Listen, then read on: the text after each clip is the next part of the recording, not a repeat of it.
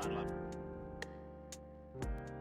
Discovery's 4 computers now have primary control of critical vehicle functions.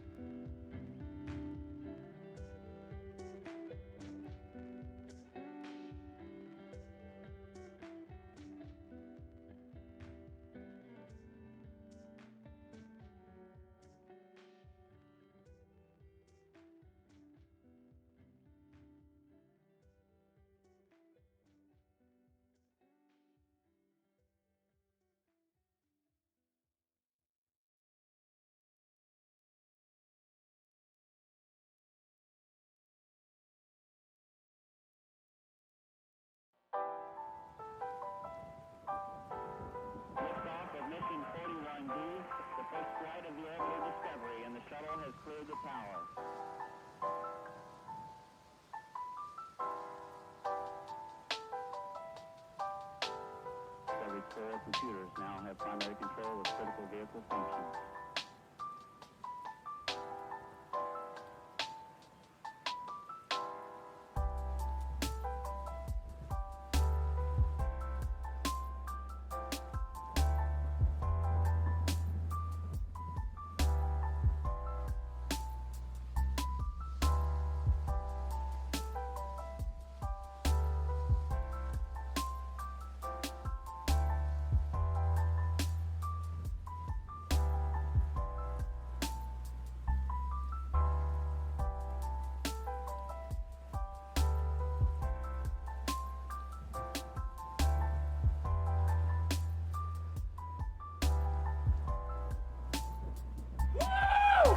Come on! We're streaking! Come on! Come on! We're running! Come on! Woo! Woo! We're streaking! We're streaking! Woo! Woo! Come on!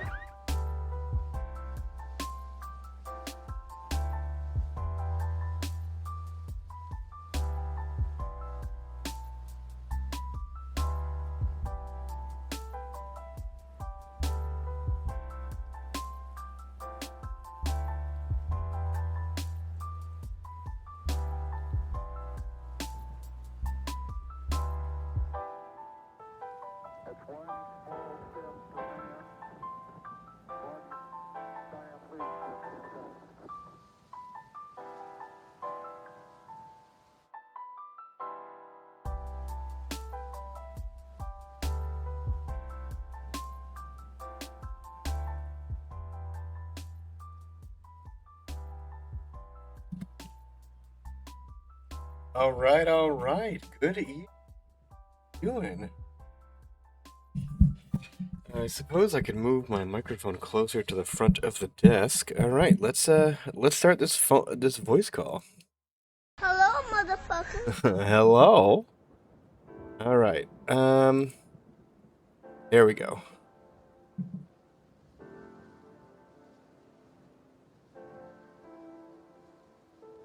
Hi. Hello. So we got Winter. We have Sim Soup. Hello. We're just waiting for Meg, Kells, and Guided. But welcome in. How's everyone doing tonight? I'm good. How are you? I am wonderful. You're good, Guided. You're good. Take your time. And I'm assuming it'll just keep ringing until the people answer, or maybe we'll have to. I don't know how to add them in after the fact.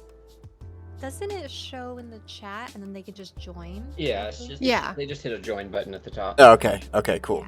Yeah. Yeah. All right. So Meg and Kel should hopefully be joining us. Oops. Nope. That's the wrong button. Ignore that. So I had a special thing made up for tonight. I don't know for anyone watching stream. Motherfucker. Hello, Casey. Welcome Aw. in. Discord will stop That's ringing so eventually. cute. Okay. Oh, that's adorable. So, we have the Twitch friends. It was supposed to say Game Awards night, but I forgot to put that in when I had it made. I can't take any credit. It's all AI. But I was like, I want something Animal Crossing themed where they're sitting around a table talking about gaming awards, and it showed me this, and I was like, there's one too many animals in there, but I don't care. It works. Yeah, it's very cute. So hopefully you guys can read the names along the bottom of the screen. We've got Guided, Kells, Winter Wilder, Sim Soup, and Meg with us here. Let me pause the intro music in the background. All right. Dang AI, it sure is cute. It is. There was another one too, but this one I thought worked better. All right. So welcome to the first, hopefully, annual Twitch Friends Gaming Awards, where we, towards the end of the year, I asked these 5 amazing people to rank the games they played throughout the year for what their favorites were. Not games released last year, but just games that were played. You'll notice a lot of us have the same game in many different categories. We all really liked Baldur's Gate for different reasons. But But yeah, all of these people are streamers. So if you type twitch.tv/ into Twitch with any of those names, you will get their channels. I highly recommend you follow each and every one of them because they are all amazing. If you are new here coming from any of those channels, I am Fire Smythe. I am a variety streamer who plays pretty much everything. I've been told I have game ADHD, which is true. Yeah, so this was a little tough for me because I don't have game ADHD. I play the same games over and over and over and over again. But you play a lot of games off stream though. Yeah, but I play the same games a lot. Ah. Anyways. So, let's see. Do we have any about to join in a minute? All right. So Meg is going to join in a minute. Kels, I think, had originally said she may just do the chat. So if we have to skip Kel's entries, we can. And if she wants to talk about something that she's more than welcome to. So. I'm trying to fit this in a way that I can see. It's gonna work. Man, the downside of only having 2 monitors, I miss being a 3-monitor streamer. All right, so the first category we're going to talk about. So let me go over the category. Sorry, this is my first time ever doing something like this, so I'm going to mess up a lot. So there were 1, 2, 3, 4, 5, 6, 7, 8, 9, 10, 11 categories. And they are best puzzle game, best fighting or roguelike, best RPG, best action adventure, best cozy, best game as a service, which was confusing, so I can explain that when we get to it. Best simulation, the game with the best score, the best art, the best narrative, and what each of our individual game of the years was. So those are the other categories that we will be talking about tonight. I have some B-roll lined up. I don't know how long it'll go because it was a pain in the ass just to get the 10 that I have ready. Appreciate you putting in the work. So all right, Meg is here now. I don't know. I haven't heard from Kels all day, so we will get going, and if she comes in, we can circle back. So we'll start with. She said you would be a little late. Yeah, she said she would be a little late, and then she's been saying from the beginning that she kind of just wanted to be in chat, so I don't know if she will join the actual call. Oh, yeah. All right, so first up we have, and once I say, like, if you want to talk about why you liked the game, feel free, because obviously I don't know why you liked it. So we have Blueprints from Guided, so Guided, go ahead for best puzzle. Yeah, so Blueprints came out. It's actually a game that came out last year, which is, I don't play that many games that come out the year of. Fantastic game. It's just a fantastic game. I don't really know how to describe it, but you start out. It's just basically every day you're in this mansion and the rooms are different every day, and you just have to slowly learn about it and make your way through it. I will say I have not and it has tons of puzzles. That's all it is. No personality winter at all puzzles. Oh God. Also, there's Sorry. B-roll on the screen, and for those in the chat, the B-roll window is up in here too. So if you guys want to see like what he's talking about, you can see it in there. Just a really interesting story and stuff. I will say this, a big disclaimer. Those of y'all that go in my stream happen to know that I have bad color blindness, and I eventually had to stop playing this because it had too many color-based puzzles. And they supposedly, in the options, it says, we know we're working on accessibility options. I don't think they have them yet. I haven't opened the game in a few months, but I haven't heard that they do. But anyway, it's just a really, really intriguing, cool game. Even though I didn't finish it, I did watch other people finish it because I liked it that much, and I don't do that often. So, yeah, so that was my choice there. Nice. So I played a little. I don't know if anybody else played any of this. I did play a little bit of it, and for me, it was too much of a roguelike puzzle game. And anyone who's seen my channel knows I hate roguelike games.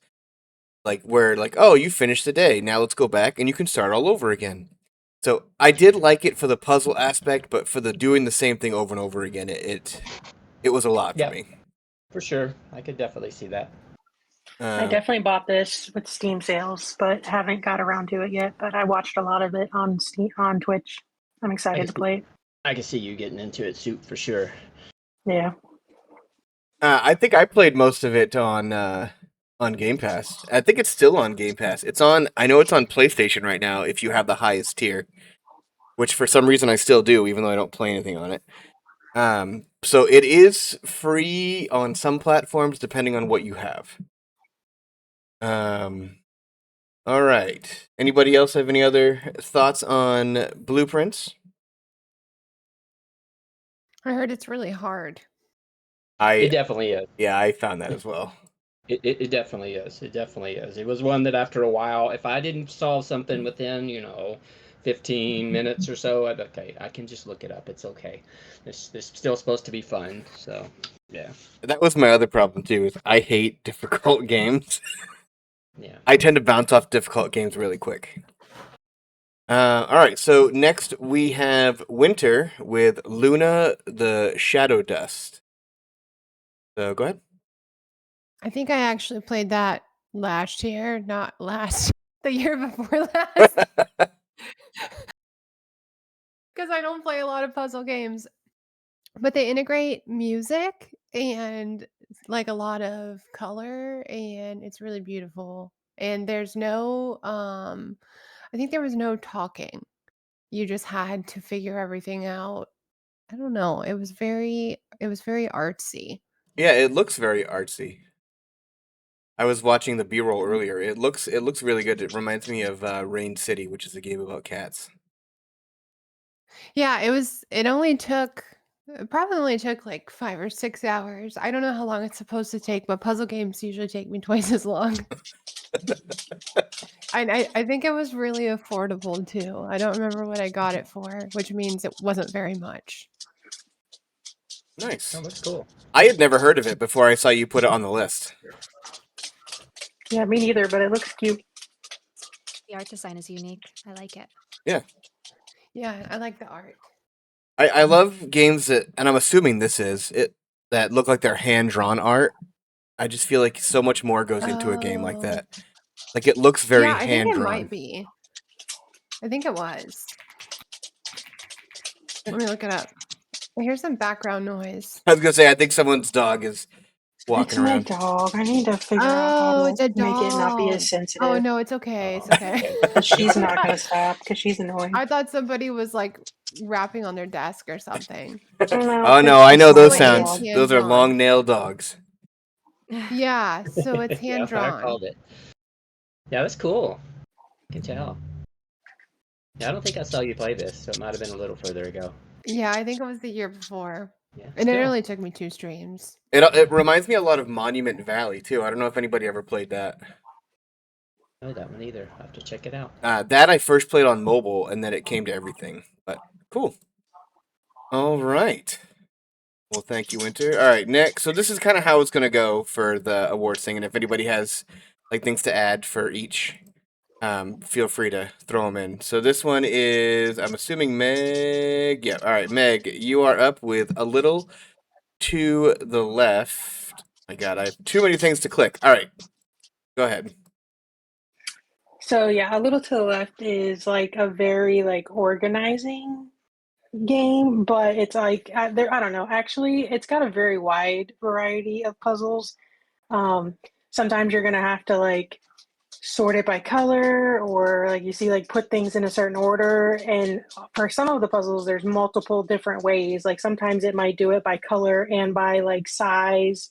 See, like the stars tells you like how many different ways you can do it.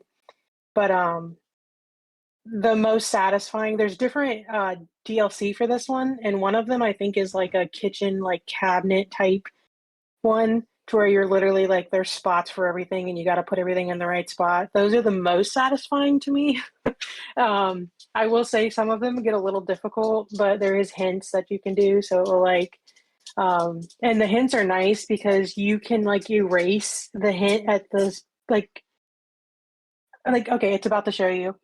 See, so like if you kind of just want a little bit of a hint, you can, that's like cool. it doesn't immediately give it all to you at once.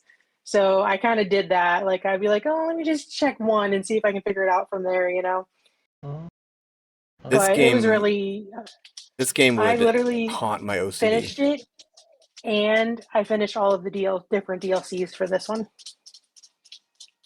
Cool. Wow. I could see myself getting into it as long as the color thing didn't bother me. But everything I'm seeing here looks like they have patterns with everything too. It's not just colors. Yeah, I'm So trying I to don't think it think would be an issue. if Everything there that I've were seen so any far. that were like purely color based. It was very few, I feel like. Yeah. No, that's cool. That looks good. Yeah, a lot of them I look really like they're enjoyed like this it. one I looks like was it's very progressive. Like you have to do the order of them like knocking stuff over and all that. It looks good. no, yeah, it was very I like, and I did them all back to back too. Like I did the main one, and I was like, oh man, I need more. So I bought one DLC, and then I ended up buying all the DLC and finishing it all in like a 2-month time frame. Arrange pasta. And some Yeah, of them are and, out there. Some of them are really random. Like there's the ones like some of them are just so random that it's like, man, like I had to use the hint just to figure out what am I like. I don't know what pattern I'm supposed to be picking up on here. yeah, no. This was one of the harder ones. That looks cool. Yeah, no, it definitely looks fun. It's on my wish list, I think, on Switch. But now that I see all like the intricacies of it, Ooh. I don't think I would put it. I don't think I would play this on Switch. Kel, Yeah. actually, now that you mention that, Kel's isn't here. So after I played it, I got Kel's to get into it, and she was playing on Switch, and I will say she was really struggling with some of the preciseness of where things need to go. She was struggling with the controls on Switch. I did it on Steam Deck and played with like a mouse. I remember that now that you're saying it. I remember seeing that. Yeah. Yeah, so I would recommend if you're able to play it like on the Steam Deck or PC, it might be better because the controls can get a little iffy because some of the stuff is very precise with where it wants you to put I it. wonder, does it have a touchscreen for the Switch too? Like it would be on for the Switch, not Switch also. Well, the not Switch 2 would have. Oh yeah. Switch Yeah, also. I mean, like. Oh, does you it know have what? I touchscreen bet you with the controls? Switch 2, the mouse feature might Yeah. work. Yeah. So you'd But I probably mean, have lots of mouse Switch controls. games have touchscreen controls too. We just don't ever think of it. So Yeah. maybe it does. Yeah. Yeah. I just It wouldn't does want to use use my touchscreen, Switch Dragon in Tail Vermont touchscreen said. without a stylus. Yeah, I get that. I feel like I would be more likely to break it. Yeah.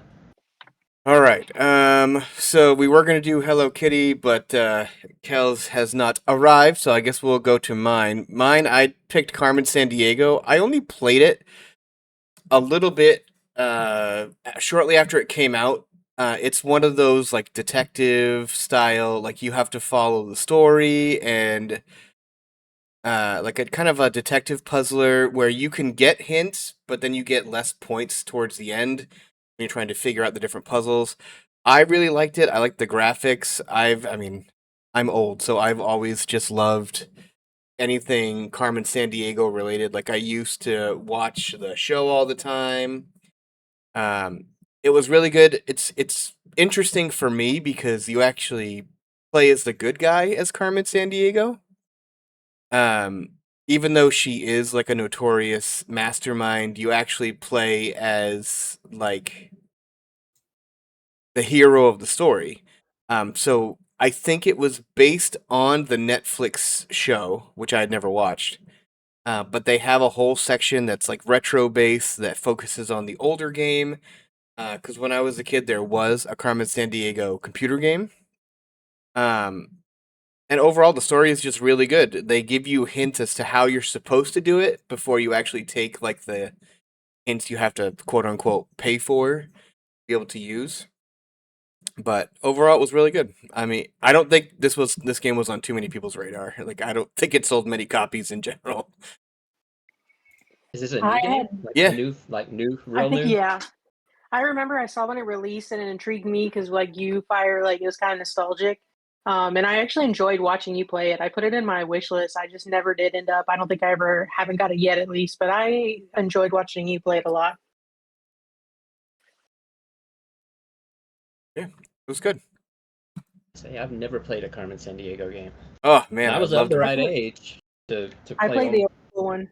Yeah, I was of the right age to play the original computer games, but I just didn't.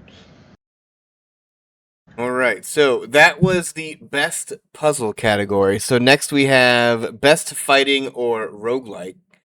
And first up, we have Slay the Spire, which I believe was guided. Me. See, I had trouble with this one, so I definitely didn't do a fighting game. I don't play fighting games. I just don't. I mean, but Slay the Spire is my go-to game when I don't know anything else to play. It's just a deck building roguelike card game that you just slowly build your deck and fight and ascend down, you know, trails to try to fight the final bosses. It has you get to keep some of the stuff that you get each time you play, but you're gonna die most of the time, you know, and just get slightly better for the next time you play. And it's just my go-to game to just not turn off my brain, because it does take your brain, but I just kind of get in a little zone where I don't have to think about anything. This is one of the only games I play handheld a lot. I'm not a big handheld gamer, but this game I love to just sit in bed with my Switch and play Slay the Spire, and I've done it for years and will probably continue to. And there's supposed to be a Slay the Spire 2 coming sometime fairly soon, I believe. I don't know if it's this year, but It is this year. It's been yeah. announced and going. Is it? Yeah. I figured it probably was, but so excited about that too. So. Yeah, this Yeah. is one of the games I play on my laptop at work often. Like you said, when I don't know what else to do, and I'm like, oh, I just want to pick up something easy. Like, as much as I don't like roguelikes, I don't mind this one because it's fast paced, and the runs typically are a little long. And you learn, yeah, they definitely are, especially once you know the game at all. It's very seldom you're not going to get at least a 30, 45-minute run, if not an hour out of one. So, and you learn as you go along, so it's not like you start completely over each time, you know. And you typically have more than one party member, don't you? No. Or is it just you? For some reason, I always felt like I had minions. No, you have. I mean, no. There's one of the characters you can play that has like little glowing ball things around them that shoot stuff too, but it's not really people. No, you might be confusing that with something else. But no, you just have your 4, 5 different characters you can play as you unlock things, and they all have different cards that they start with, and you know. So yeah. So like I said, I don't know. It's definitely a roguelike game. It's not a fighting. Well, I guess it's a fighting game. You're fighting. You're fighting with cards. So, anyways. Yeah, of the roguelites. Loved it for years. Yeah, of the roguelites, it's one of my favorites. I don't know if anybody else has played it. I've seen friends play it. I think my husband plays it. Winter, you would love Makes me this. think It's of just Gwent. max carnage all the time. Yeah, there's It lots of reminds me of explosions. Gwent. That's for sure. Yeah, I mean, it's not as I can see that. I never figured that one out. It's not as complicated as Gwent was what I was about to say. Yeah, Oh, I've never okay. got too into but anyways, Slay the All right. Spire, yay. So I think next, it might be my favorite roguelike next year too. well, unless they come out with the second one. That's very true. No, I've been playing Monster Train a lot lately. I still like Slay the Spire better. Monster Train's another deck building game that's awesome. Oh, I see Kels is here. Kels, do you want to talk about Hello Kitty Island Adventure that you forced me to buy? Hi, Kels. I don't regret it for 1 minute. All right, so this was Kels. She put this under best puzzle game. So go ahead, Kels. Tell us Which all I find about. odd because the puzzles kick your butt in that game, Kels. I know, that's why I liked it. I like getting my butt kicked in games, but I also don't like doing it in front of a group of people in stream. The puzzles are what I liked about Hello Kitty. I will say that. I got tired of Hello Kitty because I got tired of the fetch quests, but I liked the puzzle aspect of it for sure. I was interested in the story that was being told and stuff, but I just couldn't stick with it through the fetch quests and stuff. Yeah, there were a lot of fetch quests. But it's a cute game. It's a baby game for babies that made me want to say the F word a lot. I mean, not gonna lie, I did say it a lot. I'm actually getting back to it. They need to So get if you that didn't quote. get to see it, you will soon. It's coming back. Oh, it's coming back. Why are they releasing something new for The it? game maker should add that quote to the. No, I just miss it. That's how much I love the game. Oh, no. Nope. I realized that today with Disney Dreamlight Valley that I missed the game, but every time I play this, all I think is, wow, I did not miss that. Like I said, I agree. The puzzles were fun in it. Yeah, the puzzles and like the little shrine areas. I mean, that's what I call them because they remind me of Zelda. Like I like that stuff, but yeah, everything you do is like, oh, here, go here, and then go here. And by the way, it's not easy to get here from here. You have to go this way. Right. Right. I like grindy games, You do. but it has to be a certain type of grind. That's cool. It can, yeah. Like I Yeah, I've haven't watched even you made play it to it. this part of the I game don't yet. have to play it. Like I haven't got even you. unlocked did- that other rabbit or whatever. I say I resisted, but I did actually play the free version on mobile, and I enjoyed it for a free game. It's totally cute, but I just wouldn't pay for it. Kels told me it would be a good idea. It was the best idea. All right. So that was Kels for her puzzle game. So next for the roguelike fighting, we have Deep Rock Galactic, which was, I believe, Meg. Yeah, so I'm not sorry, my dog is wandering in. I'm not a roguelike game player at all. Like it's not my forte. And then I have my husband who is like that is about all he loves. Like it just tweaks his ADD in the perfect way. So over the holiday break, this is one that he found that he thought I might like because of like the mining aspect and like in terms of like Gingham and stuff like that. And it actually it did. So for me not being a fan of roguelikes at all, I really enjoyed playing this with him and I even played it on my own some. You go, obviously each time you pick different, like what, you can even change what kind of character you are, so you can do different things. You might be specifically good at mining through the wall. You might be good at collecting shit and you just got to collect all as much stuff as you can. And it's a different mission every time, typical roguelike, but I liked the mining aspect of it. So many people have tried to get me to play this, and like every time I see it, I'm like, yeah, it sounds cool. And then I watch video of it, and I'm like, no, that's not for me. Yeah, I'm honestly not like for the longest I didn't have anything put in this category because I just literally don't play roguelikes. But then over the holidays I played this with him and I was like, you know what? I'm gonna stick this in my roguelike spot because I actually enjoyed it. Cool. Like I said, I don't think I'd ever seen gameplay of it, but yeah. It reminds me a lot of if No Man's Sky or something like that was like a mining game. It's very futuristic and sci-fi for me, and those just aren't my cup of tea. It is. Like I have a lot of friends who play this and they love it, and like I said, they're always trying to get me to play it, and I don't know, it's just not for My me. only But quarrel with it is it's like dark and I scream a lot.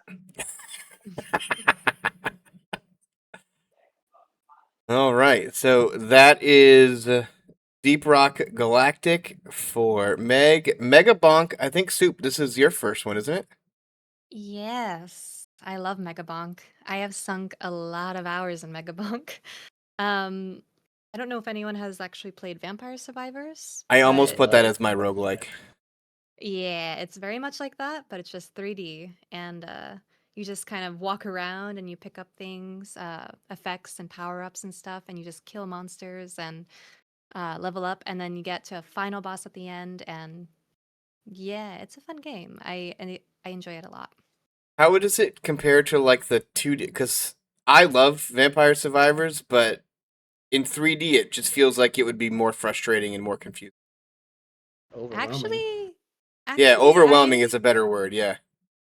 I have it more difficult with the Vampire Survivors for some reason, and I don't know why, but the 3D actually helps me in perspective wise try to avoid monsters and get around. So for myself, I think it's easier with this game instead of Vampire Survivors, but I'm sure for others, Vampire Survivors might be easier. Like in this Maybe aspect where just we're just watching, where that guy came up behind them, I totally would have just died. I was like, oh, I had no idea you were there. yeah, I mean, once you start playing and you get the hang of it, Getting the you'll be able to evade. Also, you can get power-ups to evade and other things to help you out and shield and all that stuff. So Is this a free it's game or does it cost? no, I think it's somewhere around $10, I think. Okay. something like that. I was gonna Yeah, say and it just Vampire came out. Survivors was free when that first came out. I think it might still be. I think that I was think like $5. It's Oh, like, it's, yeah, I think I yeah, bought Vampire Survivors. and Yeah, it has like $2 DLCs all the time and yeah. stuff. Yeah, yeah. I mean, this yeah, looks fun. I would definitely yeah. give it a shot because This I love Vampire Survivors. You should. This game is so addictive. I I play a spent so bunch of many mobile hours in ones. this game. I don't Oh, think I knew what it was. I'd heard the name, but I don't think I'd watched any of it. I'm definitely gonna Yeah, check it because out the 'cause I name love the Vampire name doesn't Survivors. give you any indication as to what it is. Yeah. you're just bonking. You're mega bonking. You're just bonking.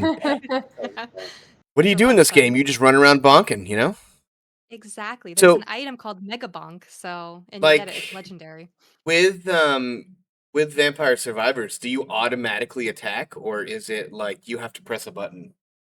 You automatically attack. Yeah, yeah. Okay. Same thing here. Yeah. So I might like this. I can't get over this fox guy though. I keep He's thinking very it. foxy. I keep thinking it's a person, and then I realize it has a tail. Yeah, it's a furry. Ooh, Person can have a tail. nope, Yeah. nope.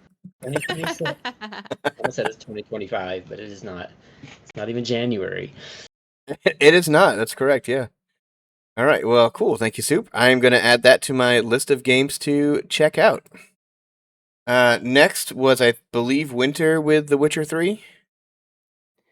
So I only played 12 hours of it, but I do think it's a really good game. I think my downfall was playing Baldur's Gate 3 all the way through, Yeah. beating it, and then jumping into The Witcher after like 2 weeks. If I would have played The Witcher first, I think I would have played it all the way through. I think the graphics are amazing for being like over 10 years old Yeah. also. And Yep. the story seems really good. And I like that you can switch between Ciri and him. Yeah, the story is good. I will agree with that. My problem, I'm assuming it's the same as yours. It's such a big game, just like Baldur's Gate was. For me, it was just too overwhelming. Mm-hmm. There was not enough direction as to what I should do, and there was too much freedom, and then I got overwhelmed. I think I also put like 12 hours into this a couple years ago. As much as I love this, there is just so much to do. I like open world games, but Like, just look at like I this don't know, screen someone- alone with all these stupid things on it. Every time I would open the map, I'd be like, "No, I gotta take a break."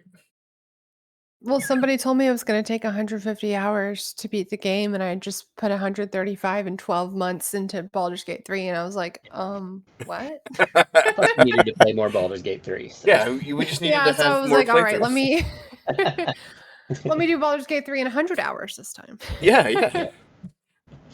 Do you know we're only at like 54 hours in our game? So we did, me and Fire and Winter and Jimily do a Baldur's Gate 3 on Tuesdays on Jimily's stream, and we're only at like 54 hours at the start of last stream on that save file. That's We're not moving bad though, fast. considering we're in Act 3 already. No, we're moving Yeah. fast. Is what I'm saying. Yeah. That's Yeah. for Act 3. That's stupid fast. I mean, we're also just jumping through all the cutscenes too, because we've all read them a million times. Very true. Anyways, didn't mean to get diverged. That just popped in my head. I mean, the more I see these graphics, the more I kind of want to play it again. I think Soup, you played this game, didn't you? Yeah, I've played the Witcher games. I'm a little obsessed with the Witcher universe, so I do like it Yeah. a lot. Yeah, So, man. what is You're your a solo opinion player, on the like- Henry Cavill, Liam Hemsworth thing? Are you okay I with it, or are prefer you mad? Henry. But I'm not mad. I'm not mad. I think I'm excited to see. Oh wait, I didn't even see it yet. I didn't see the new season. It came out, right? Yes. Mm-hmm. Yes, I didn't even see it, so I'm still gonna probably watch that one of these days. But yeah, I prefer Henry, but I'm gonna give it a shot and watch it and see what I think.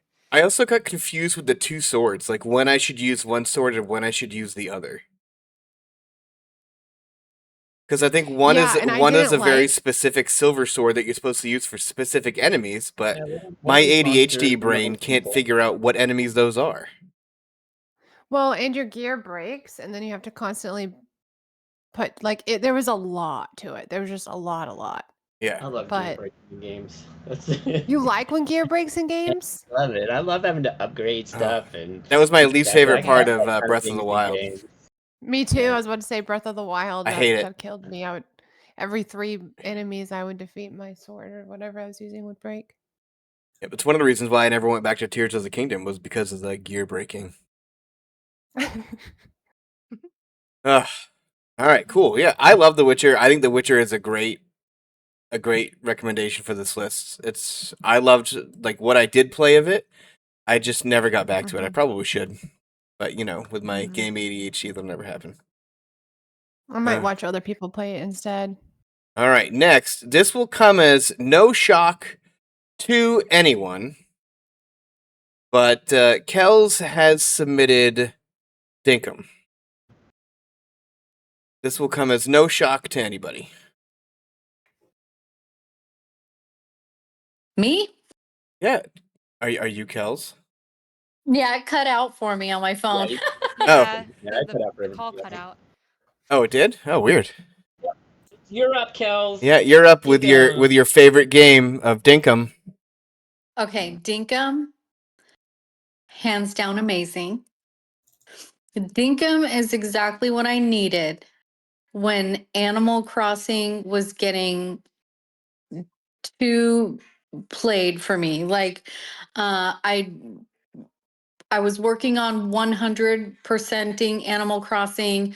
I was crafting 1,000 wooden stools a day. I was getting burnt out on it.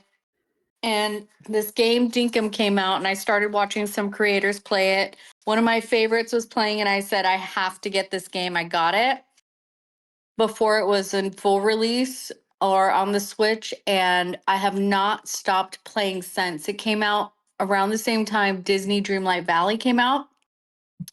And I got hooked on Dinkum, did not get hooked on Disney Dreamlight Valley. It is what I believe Animal Crossing needs, animals that attack you. Can you imagine if Dom got mad at you and just chased you down? With his muscles, he'd never do that. It has the grind aspect that I like. It has the challenges of going into the mines. It has achievements that you have to get, and it takes a long time to get them. It doesn't have, time traveling and things, but if you sleep, you start the next day. So I was able to get through a year pretty quick. It's got terraforming design of large areas that I love to do The creativity that you can do in in Dinkum is just games. amazing. I'm a huge Dinkum fan too. Huge. I don't play it much anymore because I have so many other games on my plate, but I still love it, and I'm so happy when I get to watch Kells play it. Yeah. I have it, but I haven't And played I it very was much. and I was so lucky that I had friends that were in the Dinkum community boards. They're like, they opened up for Dinkum partners. You need to apply because none of us can. And it was like the requirement was 1,000 followers for streamers to apply. And a lot of my friends are at 700-800, and they're like, you have to do it. And I did it, and we got it. And it's just been the game that's kind of really grounded my stream. It's the one game I stream the most of that I don't get bored after, 4 hours of gameplay. I still want to keep going. So it's my favorite. Yeah, Dinkum is a really awesome game. I played it, me and my husband played it a ton whenever it first came out, early release. And we both had designed full islands. I will say one thing I never have done that Kells is like adamant on is designing that whole island. Yeah, I've never done that either. I got my little town on mine. And that's it. Yeah. It's Yeah, like I have this, and I think I've played it maybe 3 times. Yeah, well, I love it. I don't know, the person I was playing it with, we could never line up our schedules. And I was like, well, if I'm going to play a single-player game, unlike Kells, I got sucked into Dreamlight Valley. So I just play that. But I mean, after looking at it, it kind of reminds me a lot of, like, Minecraft with a story. I describe it as Stardew in Minecraft. Some people say Animal Crossing, but I see Stardew in it more. Even though it doesn't have the story that Stardew does, the characters aren't near as deep. But I just because of the farming aspect of it, I always say Stardew in Minecraft. Yeah, I would agree with between the mining and the terraforming and stuff. I definitely feel like it's similar to Stardew and a mix of Minecraft. Nice. Well, Excellent. That is Dinkum. All right, so I'm gonna leave that one up so that I can start getting other B-roll after. Yeah, Dragon Tamer. So for mine, also chat, I am not ignoring you. I am reading what you guys are saying, but while we're having this discussion, it's kind of chat's kind of just like a, give feedback kind of thing, and like, we'll see it, but so don't think I'm ignoring you. I am seeing what you're doing. So I picked a game that Meg's husband has been begging me to play with him forever, and I just haven't done it yet. So I don't play a lot of roguelites or fighting games either, but I discovered Teenage Mutant Ninja Turtles Splintered Fate. And so it combined something I don't like with something I do like. Like I love the Ninja Turtles. I grew up with them. They were funny story. They were actually created in my state, in the town I currently work in. So I've kind of always loved them growing up and all that. So I discovered this and I was like, wow, this is actually really fun. And Meg came in one day and was like, oh, it has multiplayer. You could play with my husband. And I was like, oh, yeah, I'll let him know next time I'm playing. And then anytime I'm playing, I'm either at work or just playing real quick to do a run and then do something else. But the characters are all really well thought out. They're all like, there's a bunch of like surprise characters in it. April obviously is in it. Casey Jones, I think, was released as a free DLC. If you bought the Switch version, I don't know about other versions. I just know I have Casey Jones and I only bought the regular one. But they have all of the enemies that have ever been in the comic universe. The most famous ones, Splinter, obviously, Bebop, Rocksteady. There's an alligator whose name I can't remember. That one right there, Leatherhead. He's in it. He's the first boss you face. It's really fun. It's fast paced. It's like Hades with, in my opinion, a little bit better graphics. I wasn't a huge fan of the Hades graphics, but this one kind of pulled me right in. I really liked it. Oh, yes. So yeah, it was really fun. If you like Ninja Turtles or roguelikes or just fighting games in general, I highly recommend you play it. You can build each character differently throughout the run. There are different aspects to the character in terms of weapons. Like you see here, you can upgrade certain things one run and then another part of it a different run. So each run, you really have the ability to completely customize how you're going to get through. And it kind of scales in terms of difficulty if you have somebody else with you. So they've kind of figured out a way to do that where you could play it solo, or for a more challenging difficulty, you can add a friend and it gets a little bit harder. So I liked it for all those things. I know this wasn't on a lot of people's radar. It kind of came out quietly. Like I only noticed it because it was I constantly checked the deals page on Switch and it was in there and I was like, oh, this looks cool. But I'd never heard of it until then. So if you like roguelikes, this could be one to check out. Teenage Mutant Ninja Turtle Hades. Yeah. Which I need to play Hades too. That's dumb that I haven't at this, because I loved Hades. So I had to play on easy mode. I had to play easy mode. Don't get me wrong, because I'm old. I don't have those reflexes, but I still loved it. Yeah. My husband loves Hades, and he also loved this game too. All right, so that was the best fighting roguelike. I'm going to just start with this one because this was for Guided and myself for best RPG, so I can get the footage for that rather quickly. Here, we'll just this one. All right. So we'll put this up. So yeah, this is best RPG category we're in now. So both Guided and I picked Baldur's Gate. So Guided, if you want to. Yeah, I mean, I don't have a lot to say about Baldur's Gate 3. We've got a lot of people who have put it in different categories, so we're going to hear a decent amount of talk about it. It's just an awesome game. I don't think it's just the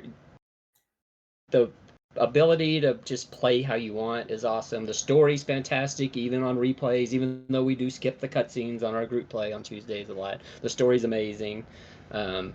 The combat's a ton of fun. As I get older, I love turn-based combat more and more, and this is, some of the best ever. Your options are just limitless on what you can do with these characters, and it's just a beautiful game, and Yeah, and I know lots of people have lots of things to say Yeah. about Baldur's Gate, but amazing game. If it looks good to you at all, buy it. Yeah, for me, it's the first game in a long time that got me back into this style because growing up, I played Baldur's Gate 1 and 2 and Icewind Dale 1 and 2, but I fell in love with the Icewind Dale series. And then I tried to play Pillars of Eternity and I couldn't get into it. I've tried Divinity Original Sin. I'm having difficulty getting into that. But for some reason, this just hit a niche with a niche. I don't even know what the right word is with me to get back into that point and click. Well, I'm not playing on computer, but like just that. Here's your character. Now you have to tell them each what to do, and it all balances out to make them like the best version of themselves. So yeah, for me, it was what got me back into the old school, traditional, almost point and click RPG style adventure, and I really liked it. But yeah, we have it in. I think we have it in 2 other categories as well. Yeah. I was gonna say for the last 3 categories, Winter put it as the same game. So, Yeah. um, That's a great one. it is. It really was good. So next is that Flesh Eater. No, the Flesh Eater game is Divinity Original Sin 2, which is the one that I had trouble getting into. All right, so where are we at now? Best fighting. All right, so let's do. Oh my God, I got too many things going on here. All right. We just talked about Dinkum. Meg, do you want to talk about Dinkum for RPG since we just had that? Or I do mean, you not have anything extra other than that? I mean, I think we said it's a great. I think describing it as like a mix between Stardew Valley and Minecraft is like the perfect explanation. It's the perfect combination of like chunky graphics but cute as well, you know. And that to me is so. Minecraft is obviously very junky, but Stardew, I know everybody loves like Stardew and like the graphics and stuff. And I don't know, something I can't get into like the pixelated. Like, I mean, I love Stardew. I played it a lot. I haven't played it in years, but that's one of the reasons why I can't like play through it multiple times. So to me, Dinkum's a perfect combination of like cutesy. You can have the animals and raise them. It's one of my favorite parts. You can name them. You just have to clean up their poop as well. Clean up their poop? Oh, I don't want to play Yeah. that anymore. You don't have to. You let it lay there. I mean, yeah, I guess you don't. You don't have to. You can leave it. But yeah, no, it's a great game. Speaking of Stardew Valley, Winter put this as her RPG. So let's go there. I've got that one pulled up.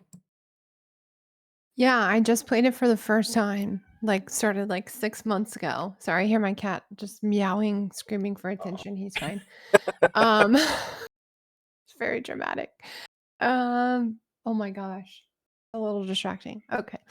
But yeah, I like that there's so many characters with really deep backstories and the game like continues to surprise me. Like every other time I play it reveals something new. And I never expected that looking at the game and just like listening to people play because I wasn't paying that much attention. And there's a lot more depth to the game than it seems. I'm always saying that Shane gets the shit end of the stick, and I think Shane's one of the best He's characters my in the game. boyfriend. Yeah, I think he has one of the He's best my boyfriend. storylines. His storyline is so redeeming. Yeah. Like he is a huge dick in the game, but his storyline makes it worth it. Yeah, I mean, I'm pretty sure everybody here has played Stardew Valley. I mean, I think we're a group here that has dabbled in this game at least once or twice. Mm-hmm. But yeah, I think it's a fantastic game. Like you said, every time you play through it, you find something new. I still have yet to do a JoJo run, and I've played like 5 different farms, and I refuse to do a JoJo run. Oh, look, they're dating Shane too. How cute. I think that was my first run, a JoJo run. Your JoJo run? Oh my gosh. Yeah. JoJo run's awesome. I just can't do it. I was gonna say, I think Annie in her stream just did a JoJo run.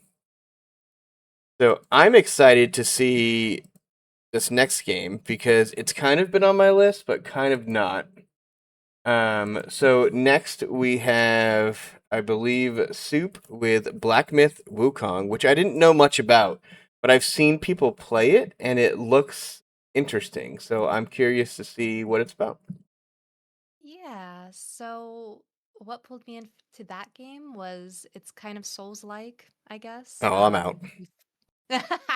I mean, it's not completely like Souls-like. It's different. I got pulled in also because I like Chinese mythology, and I thought the story was very interesting, and it hooked me in pretty quickly.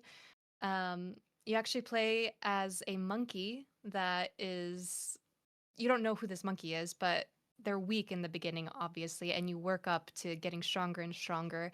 Because in the beginning, Wukong is this mythological, I can't speak, figure that gets defeated. He gets thrown down, and we're in the storyline trying to figure out what's happening. Is he gone? And we're trying to save these different types of people and things going on in this world. And you get to explore, go to different areas, and get new skills and attack new enemies and conquer everything and get through the end. And the story's so good and the graphics are amazing. It's a really beautiful game, Yeah, it actually. is beautiful. This is not a game for me, but it is beautiful. I have watched a lot of play of it. I mean, I will say Yeah. it looks like the enemies are more normal than a Souls game. They are, but there are certain bosses that remind me of like a Souls-like game where you get to and you keep dying and dying until you kill them. I Yeah, mean, I did it on the hardest difficulty, I think. So I yeah. know for me it was like a Souls-like game, but if you do it on normal or I whatever would play it on difficulty Baby you're Game in, for Babies. so it wouldn't be too bad. It'd be Animal more Crossing mode, Black Myth Wukong. It's such a good game. I love the graphics. I love the music. I really love the music from that game. The story is amazing, so I would definitely recommend it.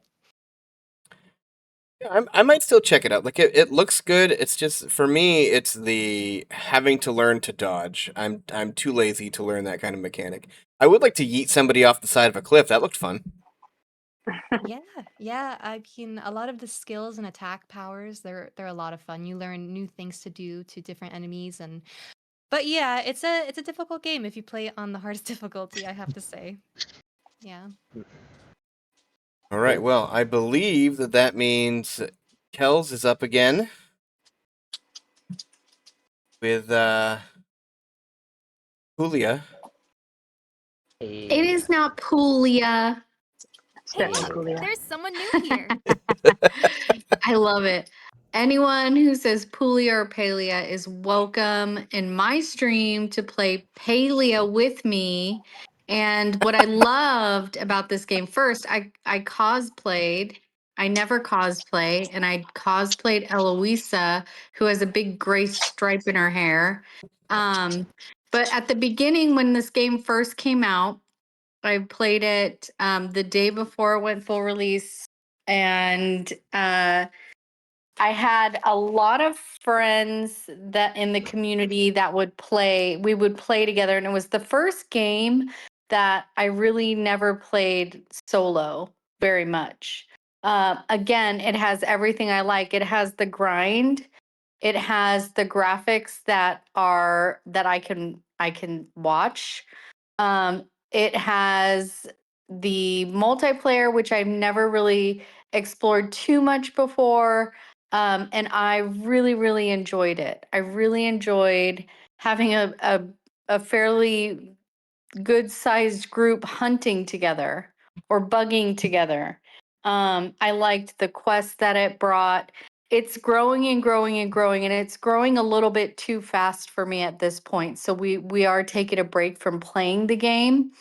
Um, but I can't say enough good stuff. I'm a type of person like that. This game got some flack for paid content and glitches and breaks, but I really enjoy newer games that go wrong. So for me, it was the perfect game. That's why you like Hello Kitty. Yeah. Yeah. So yeah, I mean, I'm not a I Palia do player. like this game whenever I get back to playing it. It just I don't know. I just feel like every time I play, I'm so far behind that like I have no idea what's going on anymore. I think the last time I played, the update is her name Sumatra, the old lady that comes in from the guild or whatever? Subera. Subera, yeah. Mm-hmm. So the last time I played, like I'm still working on her stuff, but I mean I like it. I think playing Same. it with more people would definitely be better. Mm-hmm.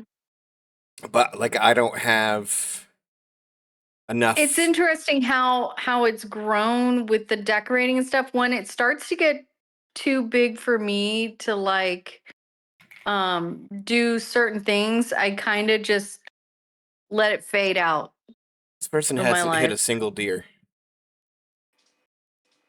I will say when this game first came out, or near the time that it came out, I played it for like a week straight. I did enjoy the graphics, and the one thing I really enjoyed with it was the bug catching and hunting aspect of it. Same. And like I didn't do it much, but the doing it with people was definitely like seemed fun. But I struggled with the map and the quest and like getting lost. Yeah, me too. Mm-hmm. See, my favorite part is the stuff this person's doing now. The actual quests and stuff are the things that I liked. Oh yeah, look, there she is, Sabira. But like I feel like you get stuck behind having to do stupid little fetch quests in order to get to the actual big story missions.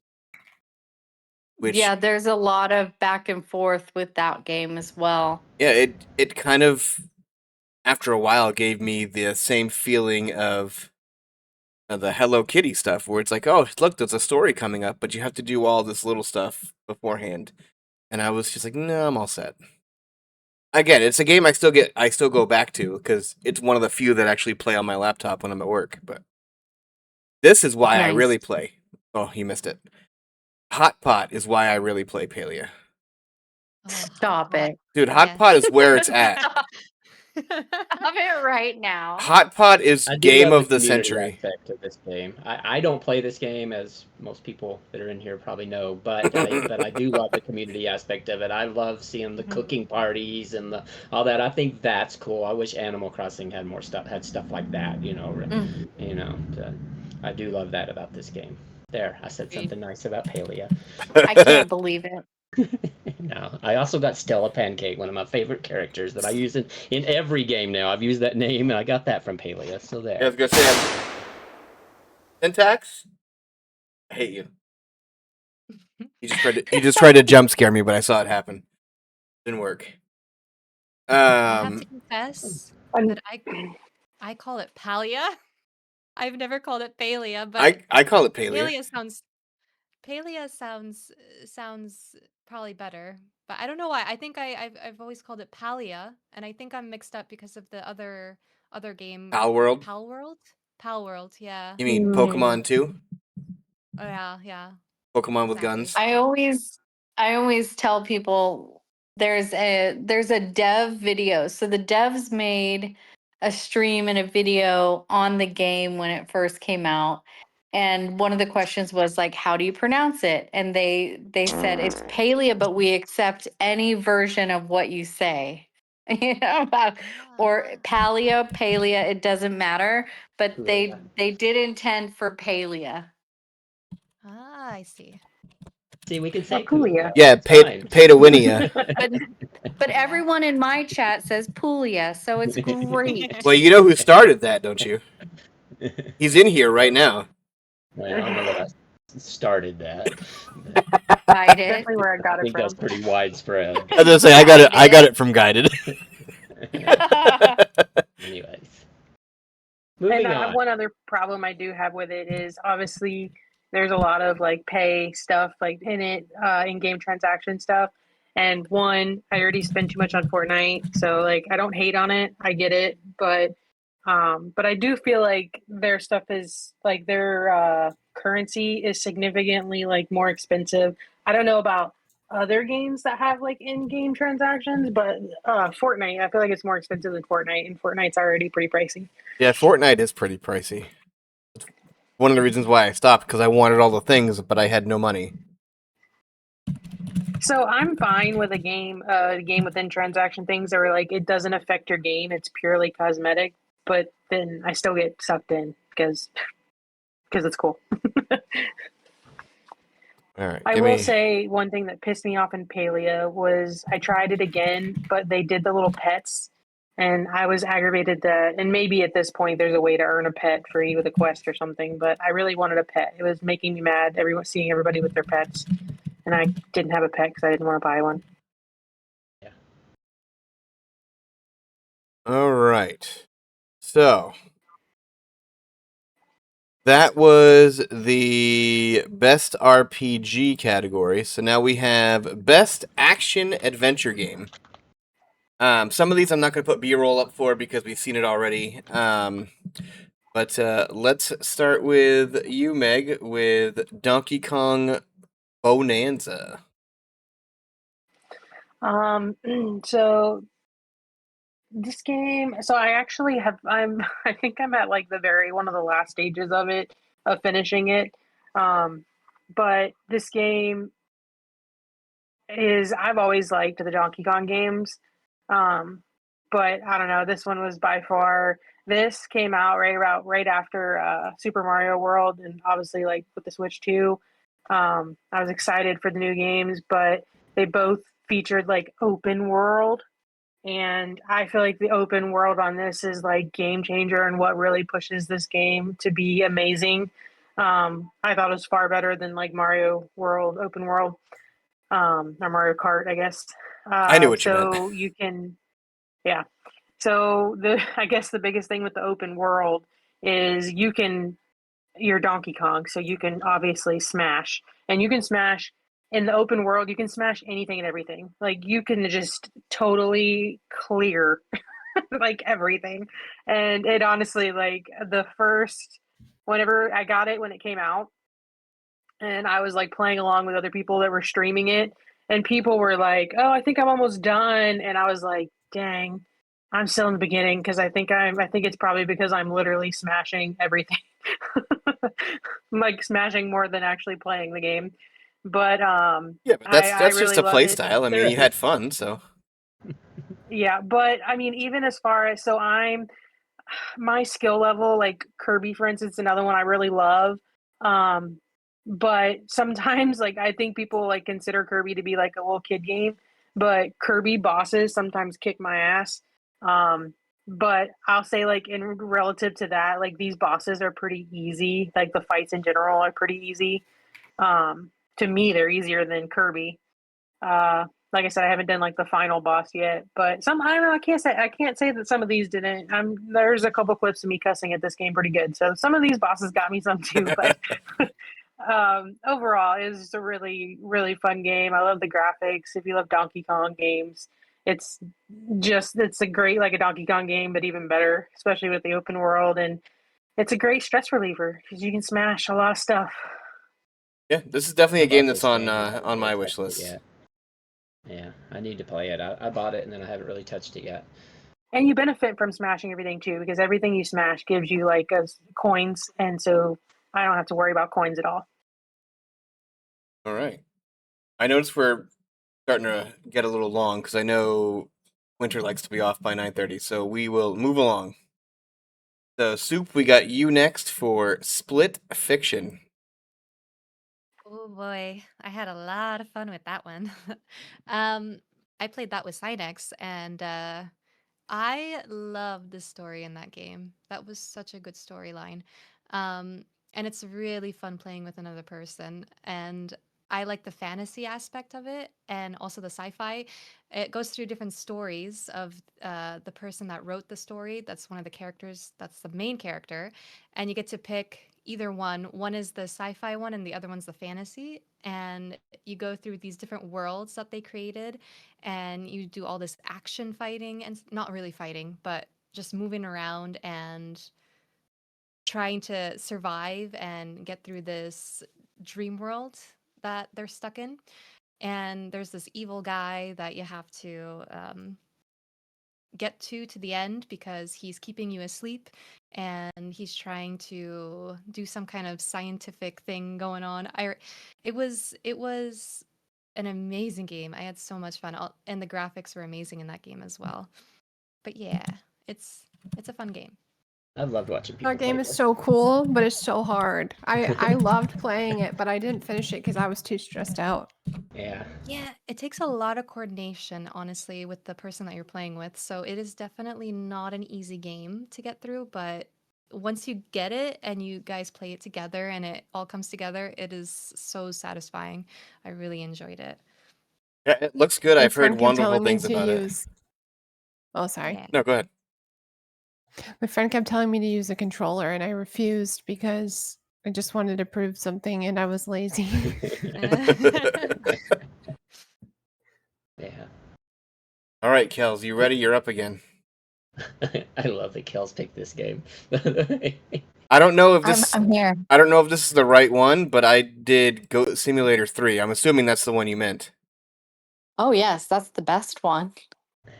I don't understand what was just That's happening in that action clip. adventure game. Kels picked this. This It's game is. still These games are so great.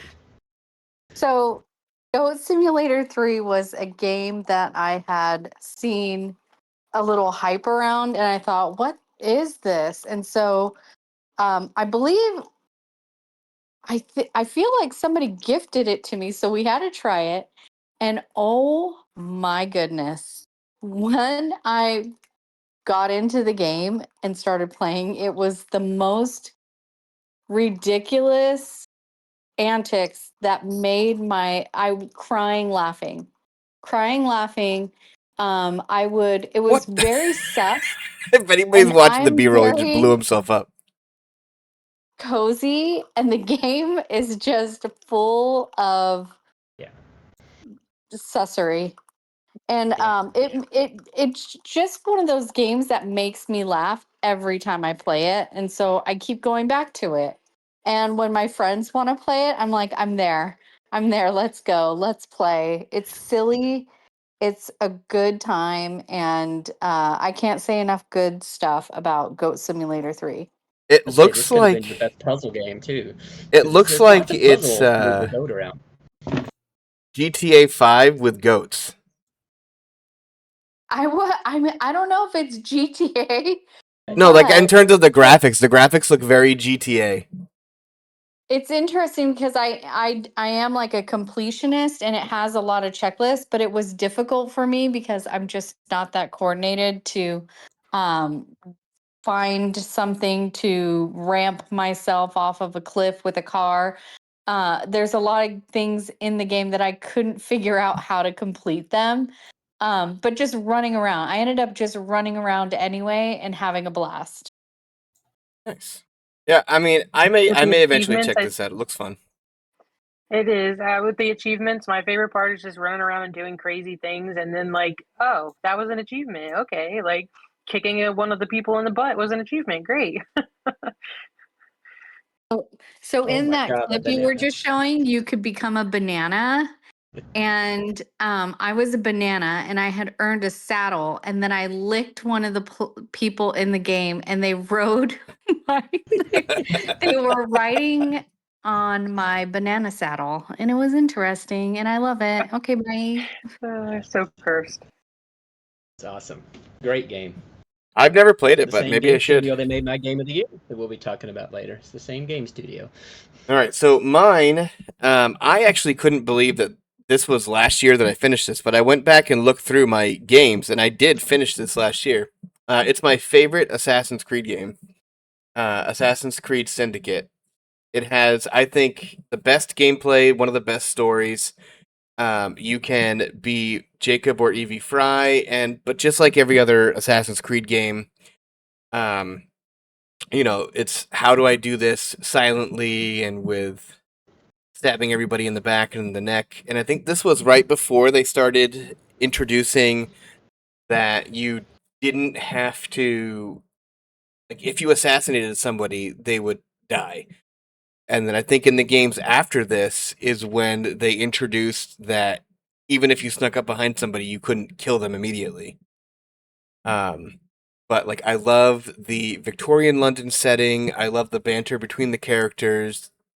All of the hidden items are actually really cool. They all amount to some really awesome like gadgets and outfits that you can have. After a while, once you've gone through the city a lot, it does get to be a little repetitive, but the settings are all really well done. It definitely takes you to feel like you're in London. You meet some of the people from the time, like I think Charles Dickens is one of the people you meet. Alexander Graham Bell. I can't remember. There was a nurse. Who the heck is the famous nurse that did the Red Cross? Florence Nightingale. Yeah, Florence Nightingale. She's in this. But yeah, it's just one of my all-time favorite Assassin's Creed games. Like, I would replay this a million times. I just love the It story. looks beautiful. And this is an old game. Like, these Yeah, are it's graphics beautiful. from when was this review put up? 10 years ago. These were the graphics 10 years ago. Yeah. So, Clara Barton. Oh, yeah. Yes, but it Yeah, is Clara Florence Barton, right. Nightingale that you meet in the game. Florence Nightingale was correct, even though it was the wrong reference. But yeah, all the quests and stuff that you do are really fun. You don't have to do everything as one character. Eventually, it'll force you to play as the other character in order to progress the actual story. But overall, it's really fun. So that is Best Action Adventure. No surprise that 3 out of the 5 games for Cozy are similar. So we'll start with Kells this time for her game that is different from everybody else's, in a game that I absolutely couldn't stand. But Kells, go ahead with Tales of the Shire. Don't mind if I do. Okay, Tales of the Shire. Amazing. I love the graphics. I know a lot of folks did not like the graphics. I love them. I also am a huge Lord of the Rings fan, but a fake fan if you're sitting me next to Dragon Tamer Mom. And again, grind. It's a grind. You got to catch things. You got to go talk to people. You need to spend money on stuff. But the cool thing about this game that I found especially cozy that I didn't think I would find interesting or even like was the cooking aspect of the game. It's another game that we're definitely revisiting now that we're taking a break from Palia. My favorite part was the interactions with the hobbits, because when you're reading the dialogue from the hobbits, for some reason I cannot help but change my voice. And I don't know what it is, but every hobbit had their own voice, and I've never had so much dialogue changing. Well, I guess besides Animal Crossing, but this was so much fun. Like, I have this clip where it's like your name, I name generated my name from online or something. I chose Pansy Longholes. I forgot about Pansy Longholes. You forgot about Pansy Longholes, and like one of them's like, "How's your hobbit hole, Pansy Longholes?" Oh yeah, And I remember that. it's like interactions like that absolutely make me big smile. I don't like difficult. I don't like difficulty in games. I don't like boss fights in games.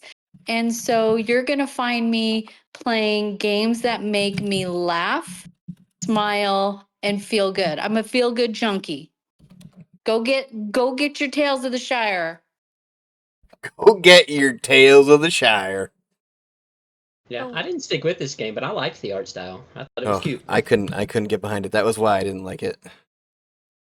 Yeah, I don't like the graphics, but I see that they have Gandalf, and do they have like other hobbits that they mention in the books and the movies, or do you meet hobbits that are familiar in the game? I don't think so. I think it's just Gandalf, isn't it? Just Gandalf, yeah. Yeah. Mhm. Oh, okay. Okay. So I don't know which of you wants to go first, but we have Winter. I think Winter said she would be RB. So Guided, I guess you can start with why this is your best cozy game. nobody I should be mean, shocked whatsoever as to what it is. yeah, I mean, Animal Crossing New Horizons is my favorite game of all time. It has brought me so much joy and happiness and friendship, and just I love playing this game every single day. Um, it's just that this is my happy place. I love this game so much, and I don't know what else to say about it but that. I mean, is it a perfect game? Heck no, but it's my favorite game of all time. It's not my game of the year, but it's my favorite game of all time for sure. So, yeah, I don't really have much to say about it except that I just love it, and I will be playing this game at least until a new game comes out, and probably still after that. I bet you I'll at least hit my Forever Island once a week until I don't have a Switch that works anymore. I like this game. My only issue with it is that I have huge, I don't want to say FOMO, but like when I see other people doing their islands, and I'm like, man, why isn't my island like that? And I have to take a step back and be like, it's okay that my island's not like that. Exactly. Like, but like at the time, oh man, I get huge anxiety over the fact that like, oh man, these people put all their time into their island, and they're like, well, wait, I did too. I mean, my island has been going for I don't know what, it's 2026 now, so almost 4 years. And I mean, I haven't done a lot with it, but I mean, I'm happy with where it is. But for me, which is, so this is a confusing statement. Farming simulators are probably one of my favorite games, but I hate all of them equally because the repetitiveness just eats away at my soul. And like, I don't know. I love the characters. I love how cutesy they are. I hate terraforming. But like, I don't know, they're all just so cutesy, but after a while the repetitiveness just really gets me. And what Violet just said is exactly it. There's so many different ways to play Animal Crossing. There's people Yeah. that only decorate. There's people that only talk to their villagers. There's people that they play it like a more old school Animal Crossing game. There's so many ways to play it. I have all this lore with my Animal Crossing characters, and all these stories and stuff built up over time. That's how I like to play. But I also like to decorate too. I do, one-off islands and stuff Yeah. too. But anyways, I have to say, Animal Crossing New Horizons changed my life. great. Same It here. changed my life. It's got me into streaming and meeting the best communities on Twitch and Facebook, and I can't say enough about this game bringing people together at a time when we couldn't get together, and it saved my life and it changed my life. So Yeah. this game's huge for me. Mm-hmm. That's the community is that's just yeah. amazing. Yeah, I think of all communities, this community, we don't have to convince of why this game is amazing. It's obviously all brought us together for the most part, and Yeah. and, But it is a baby game I'm- for babies. I'm It pretty is a sure baby game for everybody babies. who's here who plays this game. So Winter, I see that you said you're back in the chat. We're who's cutting onions in here? We are talking about Animal Crossing New Horizons, which is what you put for your cozy game. Oh yeah. Oh, it's a actually, game no. I Look at that. most 4 hours people did. in. Everybody but Kels and I put Animal Crossing. Yeah, I have the most hours in it. It'll always be cozy forever. Yeah, it's just my comfort zone. I've just realized I should have been bringing up mine as we were doing this, and I didn't. Real quick. But yeah, I love it. I wish there were parts of it that were easier. Like, I like the new update we got. I still wish you could bulk craft and all this other stuff in game. Not bulk craft, bulk buy.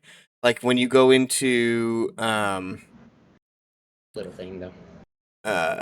like the Able Sisters or to the store, I wish you could just be like, yeah, I want to buy all of this. Let me shop around first, and then, we'll call it good from there. But they still haven't added that. I'm hopeful that someday they will. But until that day, I will just keep doing things the hard way. So I picked a mobile game, which I don't know if it technically counts as cozy, but it's called Another Eden. It's an RPG mobile game. I absolutely love it. It brings me back to the old school Final Fantasy, like Final Fantasy IX, Final Fantasy VIII, those games. The graphics are very similar. The storyline is very similar. It plays really well. It has auto mode, which, as Guided knows, is my absolute favorite. I love to play games on auto mode if I can. But I would definitely say that in terms of, just if you want to sit down with a game and just be happy with it and not really have to think too much about it, this game is really good. There's a lot of different aspects you have to explore. It's a time travel game, kind of like Chrono Cross, which it kind of reminded me of as well. So yeah, I mean, I don't really have too many. It's like a Dragon Quest game. It's super fun. Like, I actually need to get back to it. I haven't played it in a little bit, but it's very good. If you're looking for a new mobile game to play, it's very fun. They do a lot of collaborations. So they did collaborations with Final Fantasy IX, which is going on right now. They've done one with Trails in the Sky. They've done one with Rise Atelier. I don't know if I'm saying that right. King of Fighters. There's one more that I can't remember, but they've done crossover events with all of those. Final Fantasy is the only one that ends, I think, in June. But all the rest of them are just backlogged into the game. Each one of them is its own separate story, so as soon as you unlock the level where you can start it, just go into it, and your character is automatically level 40 while you do that whole storyline. So it's really cool if you want to learn about different games and how they interact with this. It's really interesting seeing the main character from this game participating in a Final Fantasy IX environment. But yeah, if you're interested in a mobile game, I highly recommend check that one out. So that is the cozy style. So we've talked about Palia. So best game as a service, both Soup and Kells picked Palia. Do you guys have anything else you want to add to what's already been said about Palia? Take my money. Take my money. Give me my pets. Kel does have the cutest pets. I know that. I've definitely spent too much money on that game. I have a few too many outfits and pets. Yeah, same. So you know what? I'm not even gonna look for. Yeah, we'll put this one up. All right. So the other one that was done by Winter and Meg is Fortnite. So we got some gameplay of that up. But yeah, if you guys want to talk about why you love Fortnite as your game as a service, which also, before we start that, for people who aren't familiar with the term, game as a service means that you get the game pretty much for free most times. And then what keeps that game running is new seasons and microtransactions. So that's what keeps it as a service game. Like Destiny is like that now. All the gacha games like Honkai Star Rail and Zenless Zone Zero, Genshin Impact, where all those games are free, but then they have ways where you can pay them and keep them running. That's what a game as a service is. Okay, go ahead. I'm sorry. So Fortnite to me, so I started playing Fortnite like 2 years ago over Christmas break. I had heard and seen a lot of people, it was kind of after the big influx of already playing it. And I'd only seen I feel like the typical used to, the main thing used to be builds. But then I realized that there's a whole lot under the Fortnite name of, you can do no builds. There's technically one called Festival that is if anybody ever played Rock Band back in the day, that's basically what it is, but you just use your controller. There's Lego, Fortnite Lego, which is kind of similar to Dinkum and stuff like that, but you're Lego people and you can build stuff. But I honestly enjoy all different play versions of it.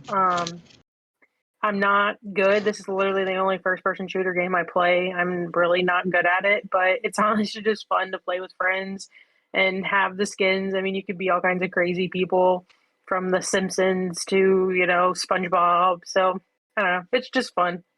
especially with friends. I'm trying to think, Kels, did you and I play this at one point? I have never played Fortnite Oh, okay. ever. It wasn't you that I can't remember who it was that I played with a couple times. Maybe I'm thinking of Jeez Louise. That's who I played. And I will say too, I enjoy, so it's like $13 or $15 a month for like the battle pass, and you get a lot. So the battle pass basically unlocks a bunch of, like, you do quest, and the quest unlocks skin, all the stuff that you can pay for. It unlocks versions of that. But it's kind of special because, like, it's not usually stuff you can buy. It's like specific stuff. And that, to me, I like that grind to do those quests. And unlock all that stuff. So that's one of the enjoyments I get out of it as well. Winter, anything to add?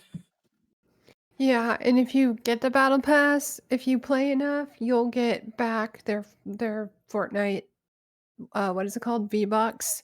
And then you can get a new battle pass the next season, like if you play enough. And you can Oh spend yeah, those you get on the literal next in-game pass. currency with the battle pass. Yeah. So if you play enough hours, you can keep getting that battle pass every season and only buy it once. That's good to know. But they get you with all the cute skins and cute stuff. Yeah. All the cosmetics. You don't just you end up buying more stuff. And Fortnite recently added pets as well, like Poolia, and they get me every time. Said Yeah, it. it's She fun to said play it. with friends. She said Poolia. All right, so mine. Thank you, Pip. Mine is a game that I greatly enjoy playing. I don't play it on stream a lot, and Meg hates when I play it. But mine is Honkai Star Rail. I don't typically get into the gacha games, but this one really got its claws into me just because of the turn-based RPG style. The story isn't bad. There are parts of the story that I can't stand. The section I'm in right now, I haven't been playing it a lot because I can't stand the character that you have to play as. But it's a very much outer space. You, depending on the realm you're in, it's a different kind of theme. It's very anime waifu simulator. Aventurine is where I'm at right now, and I absolutely hate it. So I'm trying to push through that to get back to it. Toast is always begging me to play this on stream. I mean, if you know Genshin Impact, Zenless Zone Zero, Wuthering Waves, they're all kind of the same style, just different storylines and types of characters. But I won't go too much into that because I know we're running behind. So. The next category is Best Simulation Game, which Kels has Palia again. Anything you want to add to that? Palia is free, but you will throw money at it. No, for simulation, the reason why I picked it for my simulation category is because the multiplayer aspect of it. Like when I was out with a friend and we would go hunting, like it felt like we were hunting together, you know? So and I've never played a game like that before. So that's why I picked that as my favorite simulator, because I felt like when I was doing an activity with a friend, I was really in it. Like I felt I was in the game, you know? Absolutely. Like I said, I love the community aspect of Paley. I don't play it myself, but I love watching y'all all get together and do stuff. Yeah, I need to get back into that. I feel like I would enjoy it if I took the time to actually become part of a community. All right, Soup. This is a game that's been on my radar, but I haven't been able to start it yet. Tiny Bookshop. So I played that last year, and it was a very, very cute game. It's where you open up this little tiny bookshop on wheels, and you go to these areas where you set up little books, and they're like real books from real life. Their titles and the descriptions are there, and you get to set them up in different genres. And then, depending on the customers, you get to figure out what books are going to be bought and what you're going to store. And it's really satisfying, actually, to set it all up and then have customers go through and buy them and also help them pick a book. Sometimes they ask for recommendations. That's probably the most satisfying part for me in that game. But yeah, it's just a really cute game, and I thought it was a nice simulation. Yeah. It looks adorable. I've watched a little bit of play of it. It looks adorable. Yeah, I have the I I demo. played this game. I loved it. Yeah, it's a very chill game. If I'm trying to be cozy, I definitely either this or Animal Crossing I'm usually playing, so yeah. Yeah, I have the demo for this. I still haven't started it yet, but it's definitely on my list of games to play. All right, cool. So next, let's go with Meg with new Pokemon Snap, my least favorite game So ever. I struggled picking one on this one because there's so many good ones, but The I best game ended up ever. going with Pokemon Snap just because. So I didn't play the original Pokemon Snap. This is the new Pokemon Snap. I was really the only Pokemon games I'd play were like Let's Go Eevee, and I was really wanting to get into another Pokemon game. And my husband's like, "Well, this just came out. You would probably love this because I'm not so much about the Pokemon battles, but more just collecting cute Pokemons." And this is like perfect to itch that scratch. You technically are not collecting them, but you're snapping pictures of them. So you get to see all the cuteness of the Pokemons and these honestly beautiful graphics and scenery. And you're just literally snapping pictures of them. It might be a little fetch for like simulation, but I don't know. I loved this game. I finished it. I'm not 100% at it yet. I still need to go back. That's one of my favorite shots right there is of Machamp. He's my man. So silly. I, Why I can't real really, Pokemon games look like this? What? I need Megzy to go and play this again because it has absolutely revived my love for the game. It has gotten me back into the game, and I will only pick it up when I'm watching another streamer play it. So hurry I- back. I can't play this. I tried. I played it. I played it when it first came out. I loved it. I didn't get back into it when Meg and Kels and everybody was getting way back into it last year. I guess it was last year for a while. But I loved this game. I didn't 100% it, but I finished it and I loved it. I tried to like it. I really did for Meg's sake. I really tried to like it, and I just couldn't. It was too much of the same thing again and again for me. But I mean, I get why people like it. Like, I totally get it. That's that grind that It Kels could was almost be a talking about. I roguelike. get You could it. do the same missions over and over. And It kind of is, yeah. It's a puzzle game too because you have to figure out how to get some of the pictures. And unlock them, yeah. And that kicked my butt sometimes, especially in the water areas.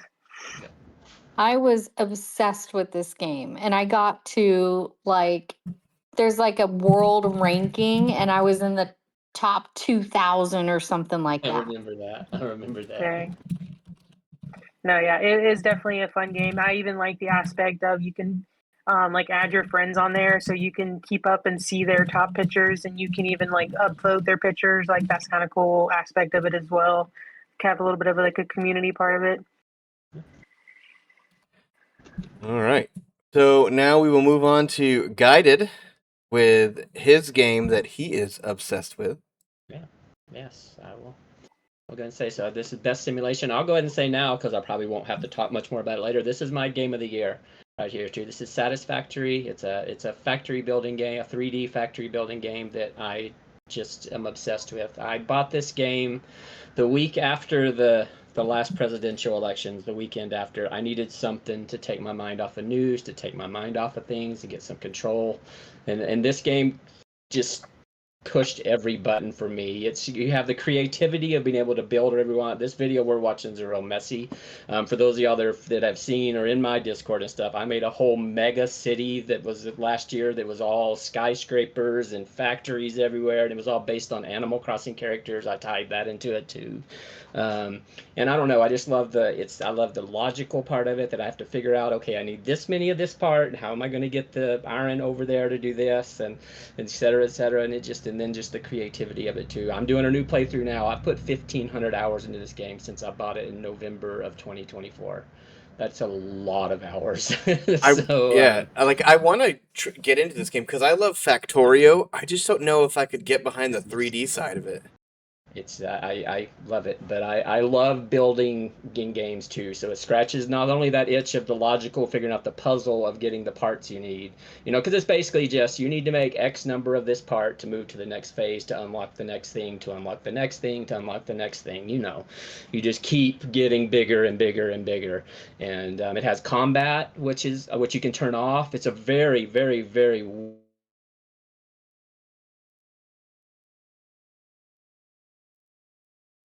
But anyways, my game of the year, and probably at this point my second favorite game of all time after Animal Crossing, and it's pretty close. So yeah. I will say this is not typically a game that I would play, but I have very much enjoyed watching GBB play this on stream. Like, just blew my mind what he was capable of doing, like building in that whole Animal Crossing town. It was amazing. Well, I love it. If anybody's into think a factory building game would be great for you. I don't know. Yeah, I have not done Factorio yet. I own it, but I have not, because I got into this game first. So I just haven't got to it yet. Yeah, so I might give this a try. I will eventually. Also, if anybody is interested, I'm going to put all the games we've talked about tonight in my Discord. I can put it in everybody else's as well if they want, but it will definitely be in mine. I'm going to put what everybody voted on for each category. For sure. All right, so my game of the year, I have to blame Nature Andy for, because I watched her playing it in her Discord, and I absolutely fell in love with it. I had to buy it. Somebody bought it for me, I think. Meg, did you buy this for me? No, somebody did.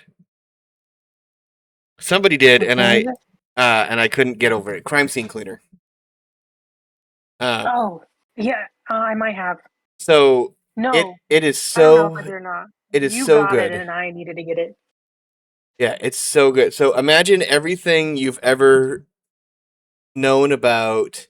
My God, what's the other one? Power Wash Simulator or anything like that, and then add a criminal story to it that actually has a story, and it's fantastic. Like, I have played through the entire game and all the community content, and now I'm just waiting patiently for them to decide they want to release DLC for it, because it's so good. And like, there are secrets that you have to find. You have to put everything back. You get to steal stuff and make money. It is so good. It really scratches that itch. Although some of this I don't understand what that is. Like what they just showed in that clip where there's other people standing around. That's not the case at all. There's nobody else in this game except for you. You are the only person in this game. But it's really cool. It's really fun. It's Power Wash Simulator with a purpose. So I loved it. I couldn't get enough once I got it. It makes me as motion sick as Power Wash Simulator. I love watching this game. I can't play it, sadly, because I would love to play it. It's definitely up my alley. I finished it too. It was an amazing game. Like I was trying to decide between that and Power Wash Simulator. I probably still will get Power Wash Simulator at some point, but I went with that one first, and I'm glad, because it was an amazing, fun game. It just hits all the tweaks of like getting the area cleaned, and then there's little puzzles kind of too, because you got to put stuff back where it's supposed to go. It's nice. Yeah. So if any of you guys were following the lists as we were doing them, before I got Crime Scene Cleaner, my best simulation game was Power Wash Simulator. Kels, I just realized what you put for best score in music. Awesome. She put What did I put? K Clay Slider. Oh Hey, yeah, oh you're, yeah. you're not wrong. So yeah, yeah. That's. I mean, I love it. If you like games like that, I highly recommend you check it out. It's worth. I think it's $15. In my opinion, it's worth the $15. All right. So now we are on to best music. So I am really excited about this one because Meg, I had no idea that you played through this game. I know SimSoup did because she's the reason why I got back into it. But for best music, we have Claire Obscure Expedition 33, which is a game I am absolutely loving. Can I change my answer to that too? I don't know why I didn't put that. Is that I love the Elder Scrolls Oblivion, which is what I put, but Expedition 33, yeah, that music was amazing. All right, I will change yours to this end, so we won't do the other one after. So you guys can talk about the music in this.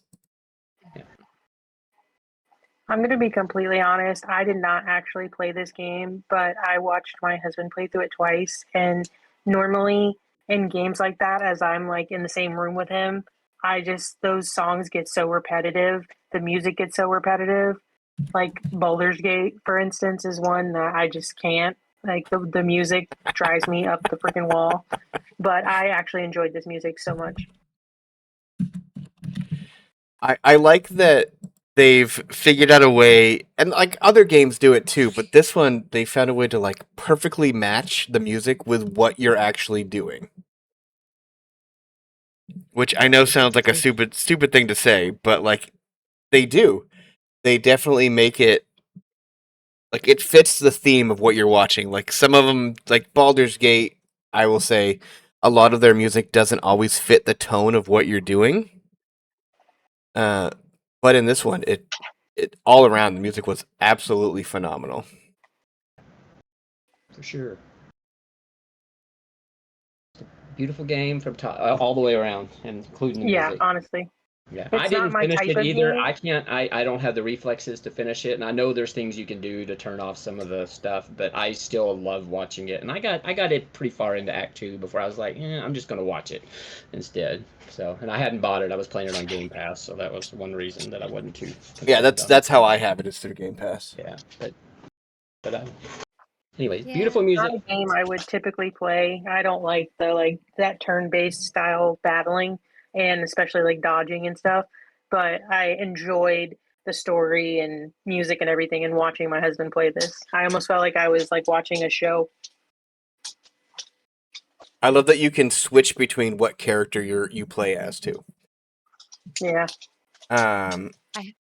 Yeah, I have the entire playlist on my Spotify and I listen to it religiously all the time. So it's definitely one of my favorites. Also, I don't know if you guys know, but they have the one of the songs in French, they're actually singing about the different characters and they have spoilers in there. And I didn't know that until I that's had that fun. pointed out. Yeah, but you wouldn't know unless you know French. Yeah, So, I do not. Yeah. yeah. I do. Oui. Wee wee. All right. So next. Oh, you know what? Did I put mine in there? Hold on. I put mine in there. All right. So I picked Strange Horticulture, which is the sequel to Strange. No, wait. Did I put Strange Horticulture? Yeah. Is the prequel to Strange Antiquities. Nope, I don't want to watch somebody else streaming this. I just wanted to review. Can I just find one? Yeah. Okay, good. The music in this game is very, I don't want to say lo-fi, but it's very cozy. Like it's very relaxing to listen to. It's Did I miss? Oh my god, I missed somebody raiding in. Oh, because I don't have my alerts on here. Rated. Jojo, thank you for the raid. Warning, Welcome incoming in. missile. Oh no, there it is. Wow, that was mega delayed. Thank you so much, Jojo, for that raid. We are discussing our favorite games of the year. We have Guided, Kells, Winter, Meg, and SimSoup here with us. So we've done a lot of categories. Clearly, because we're almost 2 hours in. But so yes, we are up to music now. We've got 3 categories left. And then Winter picked Stardew Valley for hers, which I agree. It has a amazing soundtrack. The only thing I wish about Animal Crossing though is that the music lasted longer. Does anybody else find that? That like all of a sudden the music will just cut out and then you'll go 5-10 minutes with no music? That's most of my games. It drives me crazy. All right. Winter, anything to add for Stardew Valley? Oh, it's so cool that they tour and that you can go listen to it. in I do like concert. that. Stardew music's amazing. Yeah. Sometimes I play it in the morning and it makes my son happy. So I like Oh, that. that's awesome. Yeah. That's so cool. All right, so next we have Best Art. Guided picked Expedition 33, and I have to say I fully agree. Yeah, just like I said, I didn't finish the game because I couldn't handle the dodges, parries, whatever it is. I don't remember now. It's been a while since I played it, but it was a beautiful game. Yeah, just stunning, beautiful. So far I've loved what I've played of it. I think it's probably got some of the best graphics of any game that came out last year. Here. Yeah. Winter had Baldur's Gate for the art, probably because of the bear scene. Could be the succubus scene. Or too. yeah, could be the succubus scene in the House of Hope. Yep. No, actually, I'm going to speak up real quick. We had an example of that in our group play last night. We had that scene at sunset or sunrise with Lae'zel. Yep. Stunningly beautiful. So Yeah, that's it one of my really was. that was one of my favorite scenes when I did my first playthrough. I loved it.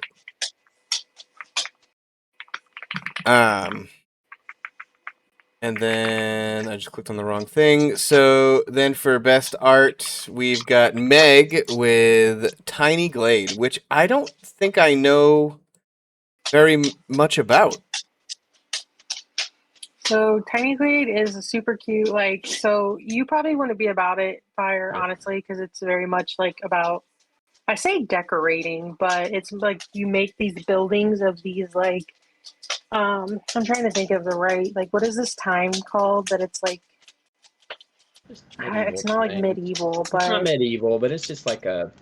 Yeah, I mean, I would say it's kind of medieval. Yeah, it's just but it's just like, it's very soothing to me.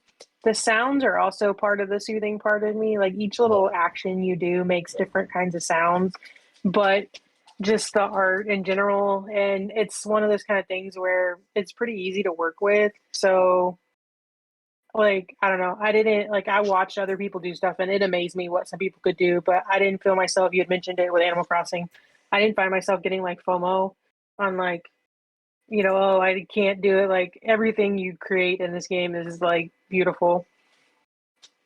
It looks really good, but yeah, I can definitely see that this would not be a me game. Like this is probably a game that I could totally sit back and watch somebody play and just relax. Oh yeah, I got obsessed with this game for a while. Before the factory game, this was my obsession for a couple months. I got obsessed with this game. It is a very relaxing game, but also you can. But I love building in games, and this game, and it's really intuitive the way it does it. It's gotten better and better. I've seen they've done tons of updates that I haven't played that have made it better. So nice. Yeah, I mean it looks cute, but like I said, for me, the building games are not always for me. Like even when I play that city game, what the heck is that one? City Builder? Is that what it's called? I don't remember. But yeah, even games like that, like I can play them for a little bit, but then I just lose my focus. All right, so for me, I chose South of Midnight. This was also my personal game of the year. I absolutely love the story and the art style. Anyone who has ever heard me talk about like what my favorite types of thing are, anything that falls with Cajun folklore or anything like that, Just the South, Organic talking catfish just now. Sorry. the South in general, like Louisiana. I love anything with the bayou. I love all that stuff. And this game took all of those aspects and spun the mythology into it in a way that it really worked. And this game is all claymation, which That's cool. for how Oh good wow. for how good the art is, I was like, "There's no way." But yeah, they did most of this they did a lot of it with claymation and animation. But like it's so good. That's cool. The gameplay is fantastic. The combat is really well done. It's really good. I highly recommend that if you have not played this game and you like adventure style games. I don't want to say like Assassin's Creed because it's not really that kind of adventure game. But like a God of War style or something like that, that's like a first person action game. I highly recommend it. The characters are all really well developed in terms of how they interact with the story. All the artwork, you can tell that it was like even like the background artwork is just really well put together. Their reimaginings of the folklore is really good. It's just everything about it. I kind of want to play it again. It was so good. But I don't remember what I played it on. I think I played it on Game Pass. But it's kind of okay. So if I had to pick a single player, I would say it's kind of like Tomb Raider, and this is what reminded me of that. Yeah. There's a lot of actiony, adventure-y, platforming type things. It's really good.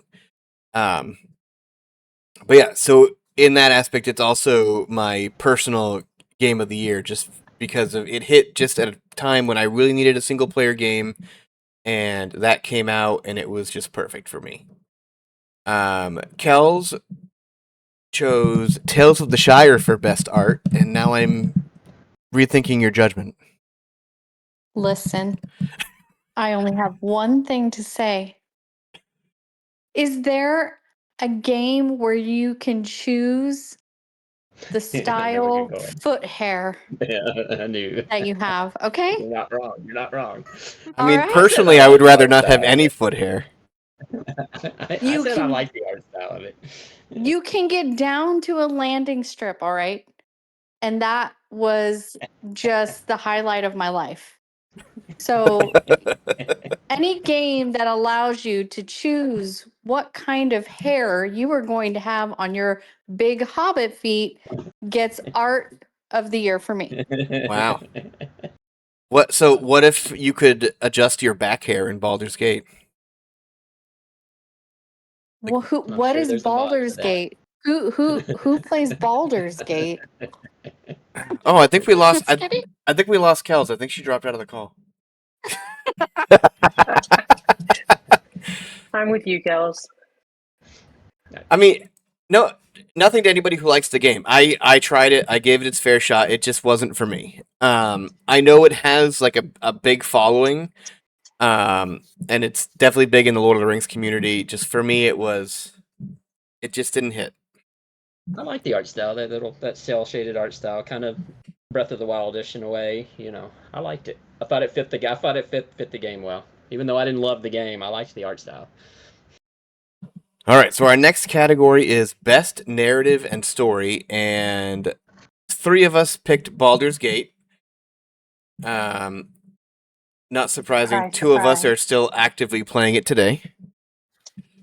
I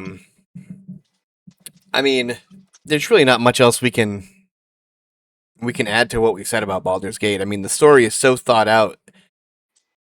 It can go so many different ways. Each playthrough is different. And I think the fact that is in a game today is amazing, that you have that much choice in how your game plays out. I think it's Isn't there, fantastic. like, over 30 endings in Baldur's Gate, I think. So many things Yeah. can happen. Yeah, I mean that doesn't surprise me at all. Yeah. If you get to choose back hair in the next, I don't know, game, maybe I'll try Baldur's Gate. All right, somebody clip that. Somebody clip that.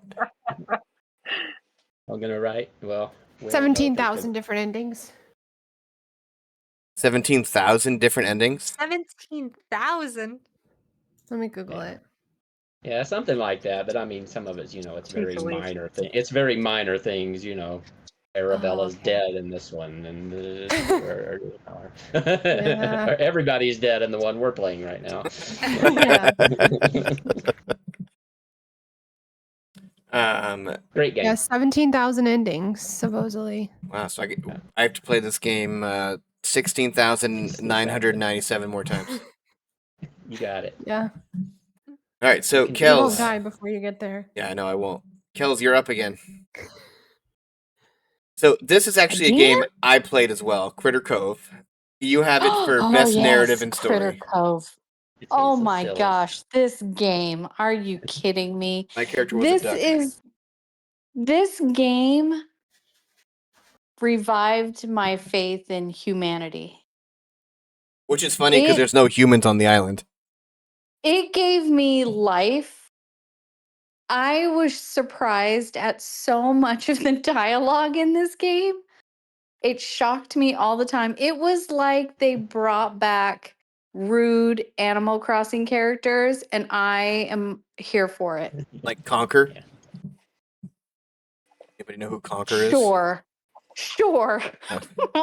Conquer was a really rude No. cat who had a game built around him for the N64.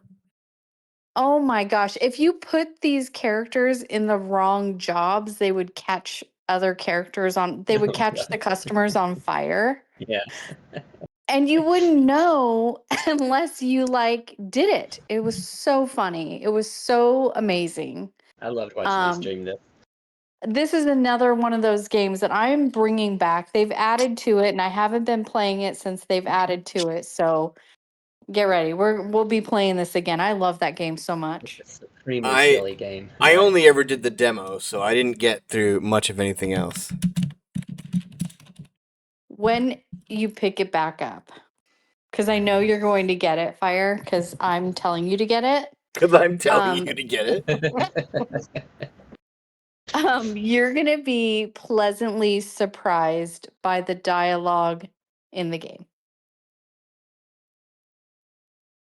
Interesting. All right, let's see what this is before we do it.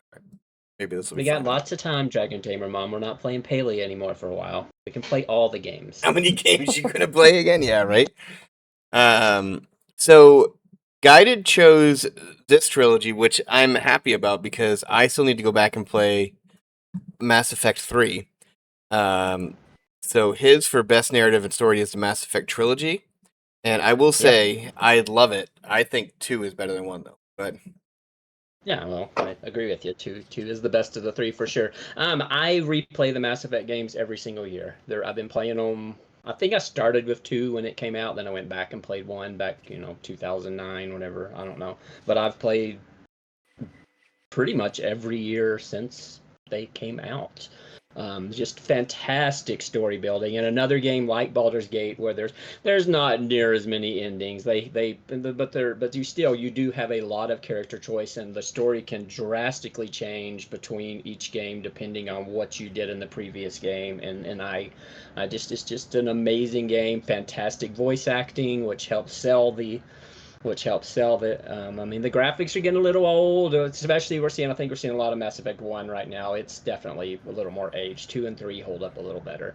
But I just replay them every year because I love the story so much. I love the characters so much that I want to see them again. So, yeah, that's why it was just... I mean, Baldur's Gate 3 was definitely up there too, but since 3 people had already picked it, that's one reason I went with Mass Effect. But I definitely, like I said, I'll be playing it again this year sometime.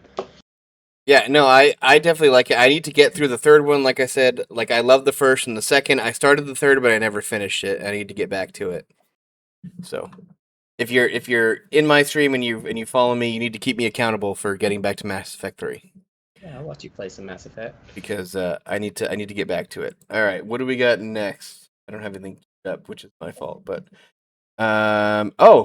Meg, how could I forget this game? So this game that Meg chose, literally, she convinced me to start playing it, and I love it. I need to get back to this too, but Meg chose Wildflowers. Yep, so I absolutely love this game. I guess you could say I've 99% of it because unfortunately there is one recipe that could only be obtained at like a special event that happens like in the year one, fall or something. But other than that, I've 100%ed, like caught everything, got all the recipes. I think I have like every version of every animal. Um, but basically, you're just like, she doesn't know she's a witch, but she's a witch and she has to find that out the hard way. Um, but it's I feel like this is honestly the best combination of like Stardew and even Animal Crossing, Dinka, all of those like games like that, like farm sim type games. This is like takes the best of all of them. You have great character development. You pick a spouse just like in like Stardew. You build up your friendship. You can farm, and you have to farm certain things each um, like a season to do quests and things like that. You gather a lot. There's recipes, there's crafting, there's all kinds of crafting. Like literally, there's clothes. You can like make different outfits. You can make jewelry. And it's You fully can make voiced all too. kinds of. Yes, fully voiced. I mean, I don't know. It's just all around They did a great job with it, and there is a prequel that's going to be coming out this year that I'm really excited about. Um, but I actually picked this as my game of the year as well, just because across the board, I think it had so much to do. Like, see, right now she's in her craft room, and I mean, you can make candles, you can make you make potions, you make it just like there's so much crafting and You can break hearts. like harvesting. Yeah, you can divorce or you can like separate and you go on dates. Like I don't is that a thing in Stardew? I can't it's been so long since I played Stardew. I don't I know you can Sort of. romance and I don't think dates but are. I mean, uh, sort of. That's you basically what your literally heart go is. on dates. Like you can pick if you want to like have a picnic on the beach or go up to the mountaintop, and obviously there's a little cut scene, so I don't know, they put a lot of effort in the art and the storyline.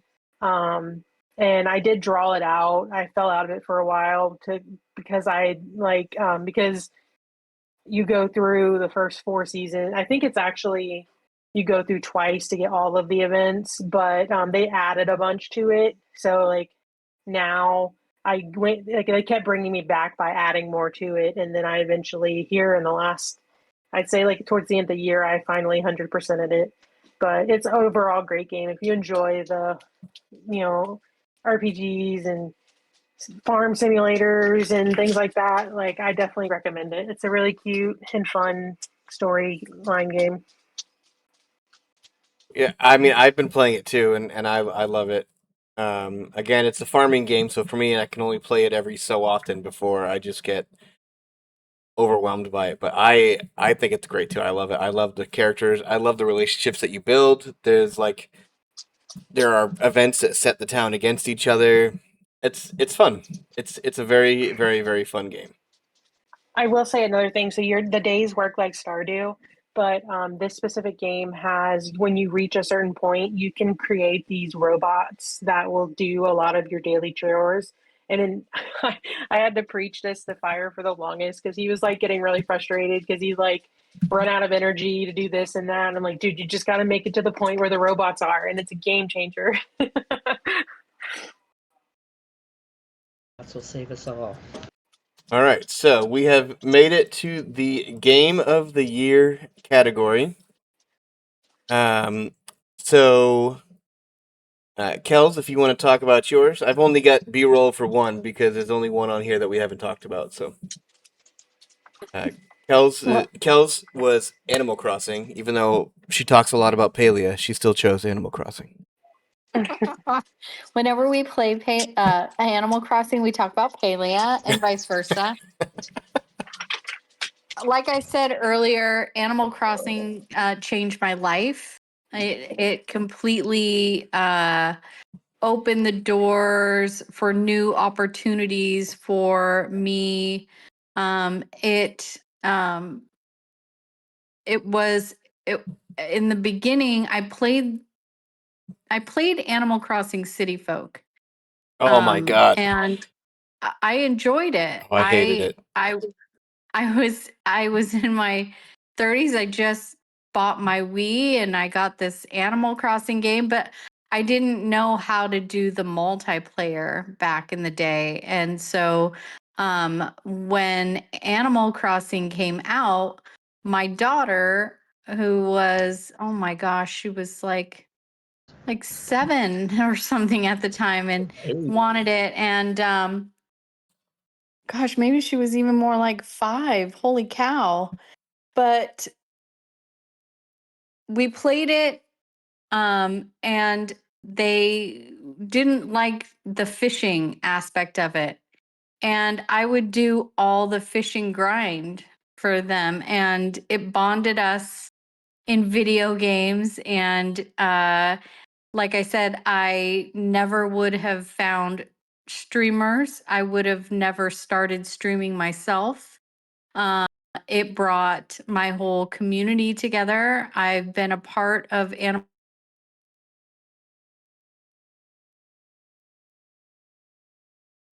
real strong IRL friendships, that just last. And it's a game that I never put down. A lot of people put it down. I did not. I still play it today. Um, game of the century for me. So if you had to pick Yeah. one thing about the new update, what is your favorite part of it that keeps you wanting to go back to play? My favorite part of the new update, believe it or not, is having villagers that I don't want on my island show up on my island. Like, Get it. who are you and why are you running around my town? With a soda And can. googly eyes for you. I made them all wear these silly glasses. And another favorite part was I'm a completionist. I did 100% of Animal Crossing, and it has given me 3 new achievements. So I have to Yeah. 100% Animal Crossing, and I'm working on that right now. Oh, awesome. So there you go. Animal Crossing, New Yeah. Horizons, Game of the Year for Kels. So, Soup, you are up next, and I do have B-roll for yours. So, go ahead. Oh wait, remind me what it was. Elden Hold Ring on. Night Rain. No. Night Rain, Night Rain. Oh my goodness. Clearly, Yes, it wasn't that Night good of a Rain. game. No. Yeah, I just I haven't seen the spreadsheet in a second, so I just I blanked out.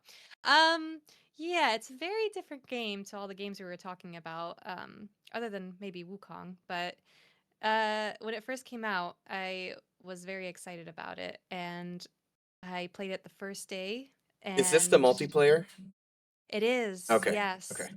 That's probably my favorite part of the game is actually playing with friends and also playing with random people because I've never had such a wholesome interaction with random people before on a game, unlike Night Rain. And you don't even talk to each other; you just ping everywhere, and the community is very friendly. Surprisingly, you wouldn't think so from like a game like that. Um, but I've spent a lot of hours in this game. I've enjoyed it so much, and I keep going back to it. And I have lots of friends that I've actually made over Night Rain. It is a very enjoyable game. I think it's a great game to get into if you've never played a Souls game or maybe Elden Ring, or you have played Elden Ring and you want to try and play a multiplayer game that is fast paced. It is very fast paced though, so it's kind of hard to get into maybe for some people because of that. But it's very enjoyable for me. It's it's where you have to quickly fight through all these enemies and get through mini bosses and eventually get through 2 days, and then there's a final night boss and you have to kill that night boss, and then you get these new relics and things like that, and you go through all these bosses that are on a list, and it's a very fun game. Imagine a sense of accomplishment doing this. Yeah, it's very satisfying, and especially doing it with friends. Maybe It's so much fun. I've been debating giving Elden Ring a try. I just really have a hard so I played Bloodborne on stream for 8 hours one day, and I literally never made it to the first boss. Oh. After 8 hours, that was awesome. after Sorry. playing for 8 hours, I never got to the first boss. So I was like, you know what? I'm done with this. I'm not playing Souls games anymore. I am done with this bullshit. Could I convince you to go back into Bloodborne one day? Because I would love to see it. Honestly, mean- I would love to see you stream it. You would love to see me just swear a lot, Yes. because that's Yeah, basically yes. that's basically all I did. That sounds like a fun time to me. All right, well, we'll see. We'll add it to the list. I've got a lot of games to play now in 2026. All right, so that brings us to spreadsheet back up. So Meg, anything else you want to add about Wildflowers? What's the one thing you wish that people knew about the game that they may not know because they only see it in passing? What's the most enjoyable aspect of it to you? I'm going to be honest, my favorite part of it was the animals. So obviously the part of it is farming and the kind of like witchy aspect of it is she's making potions and stuff, but you also, as you progress in the game, can buy animals and even breed them to make them like crazy colors. And I really enjoyed that aspect of it. Nice. How did we do that here? Just went from I still have the B-roll going up on the other screen, and it just went from Night Rain to Hades. I was very confused. All Maxie, right. you But- could do that in Puglia. hmm You can breed animals. Did you just hear And that make them fun hesitation? colors. Did anybody else Are just they hear that free? mega hesitation? That brief think so. awkward silence. They are free. You- Yeah. Well, I guess I need to come over. Well, you're not playing Puglia anymore, so There you go. She's playing a lot of other games. when you get back to Puglia, I'll come breed animals with you. Sweet. All right, Winter. She's writing that down. What's the Baldur's question? Baldur's Gate 3. After everything we've talked about so far, what is something that makes that game stand out to any other game that you played last year? All of the characters have a background story. And it's really good. Like all of the characters you can add at camp, they all have a beautiful, tragic backstory. And you can see everyone's boobs. Yes, you can. And you can see everyone's What game is boobs. that? I need to take notes. Baldur's Gate 3. Oh, dang. You can also Can you see have chest hair? you can also Boobs see and everyone's back hair. junk. Oh my god, no. Okay, bye. Hells, in our group play, we have a naked statue of my character in our camp now. We do. We But do indeed. why? But why? Why not? Oh, because it was an option, and I won. I don't remember mean, how I gotta be won, but honest. If it's I an won the option, like why not, right? I love that. I mean, if it wouldn't get me banned on Twitch, my Dark Urge run, I would do fully naked. But I'm pretty sure Twitch would have a problem with that. I'll stay with my David statue in Animal Crossing. I mean, that's pretty much what our statue looks like in our camp. Yeah, but it's a dragon. But it's a dragon. Or app. More Dragon D's apps. nuts. Just kidding. That was amazing. That was good.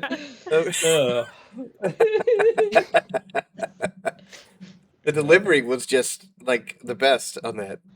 Good. That's why you watch us play on Gemily stream every Tuesday night. Yeah, if you want more of that, just go to Gemily every Tuesday night. All right, Guided, Satisfactory. What's something you want to add about that game or why someone should buy it? Like I said, that game, it just scratches every itch for me. It's got clear-cut goals that you're supposed to do, but it's very open-ended in how you can do them. Like, you have total freedom to do things however you want. It's a beautiful game. It's got an absolutely beautiful map. And then the creativity. The fact that you can just build plain old factories, you can just plop down some machines and make shit, or you can make gigantic buildings. You can do whatever, but it's a very open game with a lot of logic and puzzle solving, and I don't know. It just scratches itches for me. I love it. Cool. For me, for South of Midnight, I would say that if you like the movie Princess and the Frog, and the Voodoo Doctor is one of your favorite Disney villains, then it's a game you need to play, because basically everything about that villain as a character is what this game is. Everything, all of his friends on the other side, that's basically this entire game. And it's told in such a way that Meg said it earlier with watching Expedition 33, you feel like you're watching a movie. And that's how it felt playing South of Midnight. And it's a short game. It got kind of glazed over because other games came out at the same time. And I wish more people had given this game a shot. Like, I know one of Soup and I's friends, Jeez Louise, played it and she loved it. And I just wish more people would experience a game that has such, I don't want to say a cultural value, but it's educational in a way that's also fun for not origin stories, but like lore backstories of a specific area of people. It actually made me start researching Cajun folklore like on my own time. Like I have a bunch of books in my wish list that I want to get to continue diving deeper into it. Like why their belief systems are so different from so many other cultures in the country. It's really cool. Yeah. So that is our Twitch Friends Game Awards. If anybody else has anything they want to add about any other games, any honorable mentions they want to do for what could have been a game of the year that they didn't pick, now is the time to shout those out. No, I just thank you for putting this together. This was a lot of fun. Yeah. Yes, thank you so much. Yeah, we should And I got definitely a do it birthday again. twin in AC. I forgot to mention that. You have a birthday twin in AC? Who's your new birthday twin? Grams. I don't know who that is. That's a good one. Is it The a new best. character? The best NPC. No. Yeah, it's the hotel in the hotel. Oh, like New to New Horizons. I like should so say. Captain's grandmother. Yeah. Okay. I was like, Grams, I don't even know who that is. All right, cool. Well, like I said, so this is the first annual. I'm hoping to do this again more soon. I would like to do it every year. I think this would be fun. I mean, maybe not necessarily. I mean, I loved having you guys, but maybe not necessarily the same people every single year, but definitely doing something like this every year. It's a chance for those of us who aren't super famous and popular on Twitch, except for Guided, who's the most popular person. No, we all have the same great communities. We are all intertwined together. So, it's just a great way for us to just get together, discuss what we really enjoyed about games last year. That's not from an industry standpoint, which is what I was kind of really going for here, is that just because it didn't come out last year doesn't mean it's not still playable and not still relative or significant in our gaming lives. So, thank you again to Guided by Voices, Kells 1977, Winter Wilder, SimSoup, and Megc27 for joining me tonight. If you want to find them on Twitch, their usernames are on the screen, spelled out as you would search for them. I hope you give all of them a follow if you are not already. So, again, thank you guys for being here. And Thank you, chat, everybody in Fire. chat. Thank you. Yes, thank you, Fire, and thank you, chat, too. So, Bye, everybody. I am going to drop the call here, but I hope everyone has a wonderful evening. Thank you guys so much for watching. It was an honor to be a part of this with everybody. I am going to save the VOD and put it up on YouTube. If anybody wants to check it out later, I do have a YouTube. I don't know if this command still works. Look at that, it does. Maybe it does. I don't know. That URL might not work. But I am going to save it up on the YouTube and put it there. So if you missed anything, you can check it out again. I am going to again put the list of games that we talked about tonight in my Discord. So if you're interested in any of these games or you forgot about games that we mentioned, you can check them out there. So thank you for being here tonight, and I hope to see you guys next time. Good night, and I'll see you later.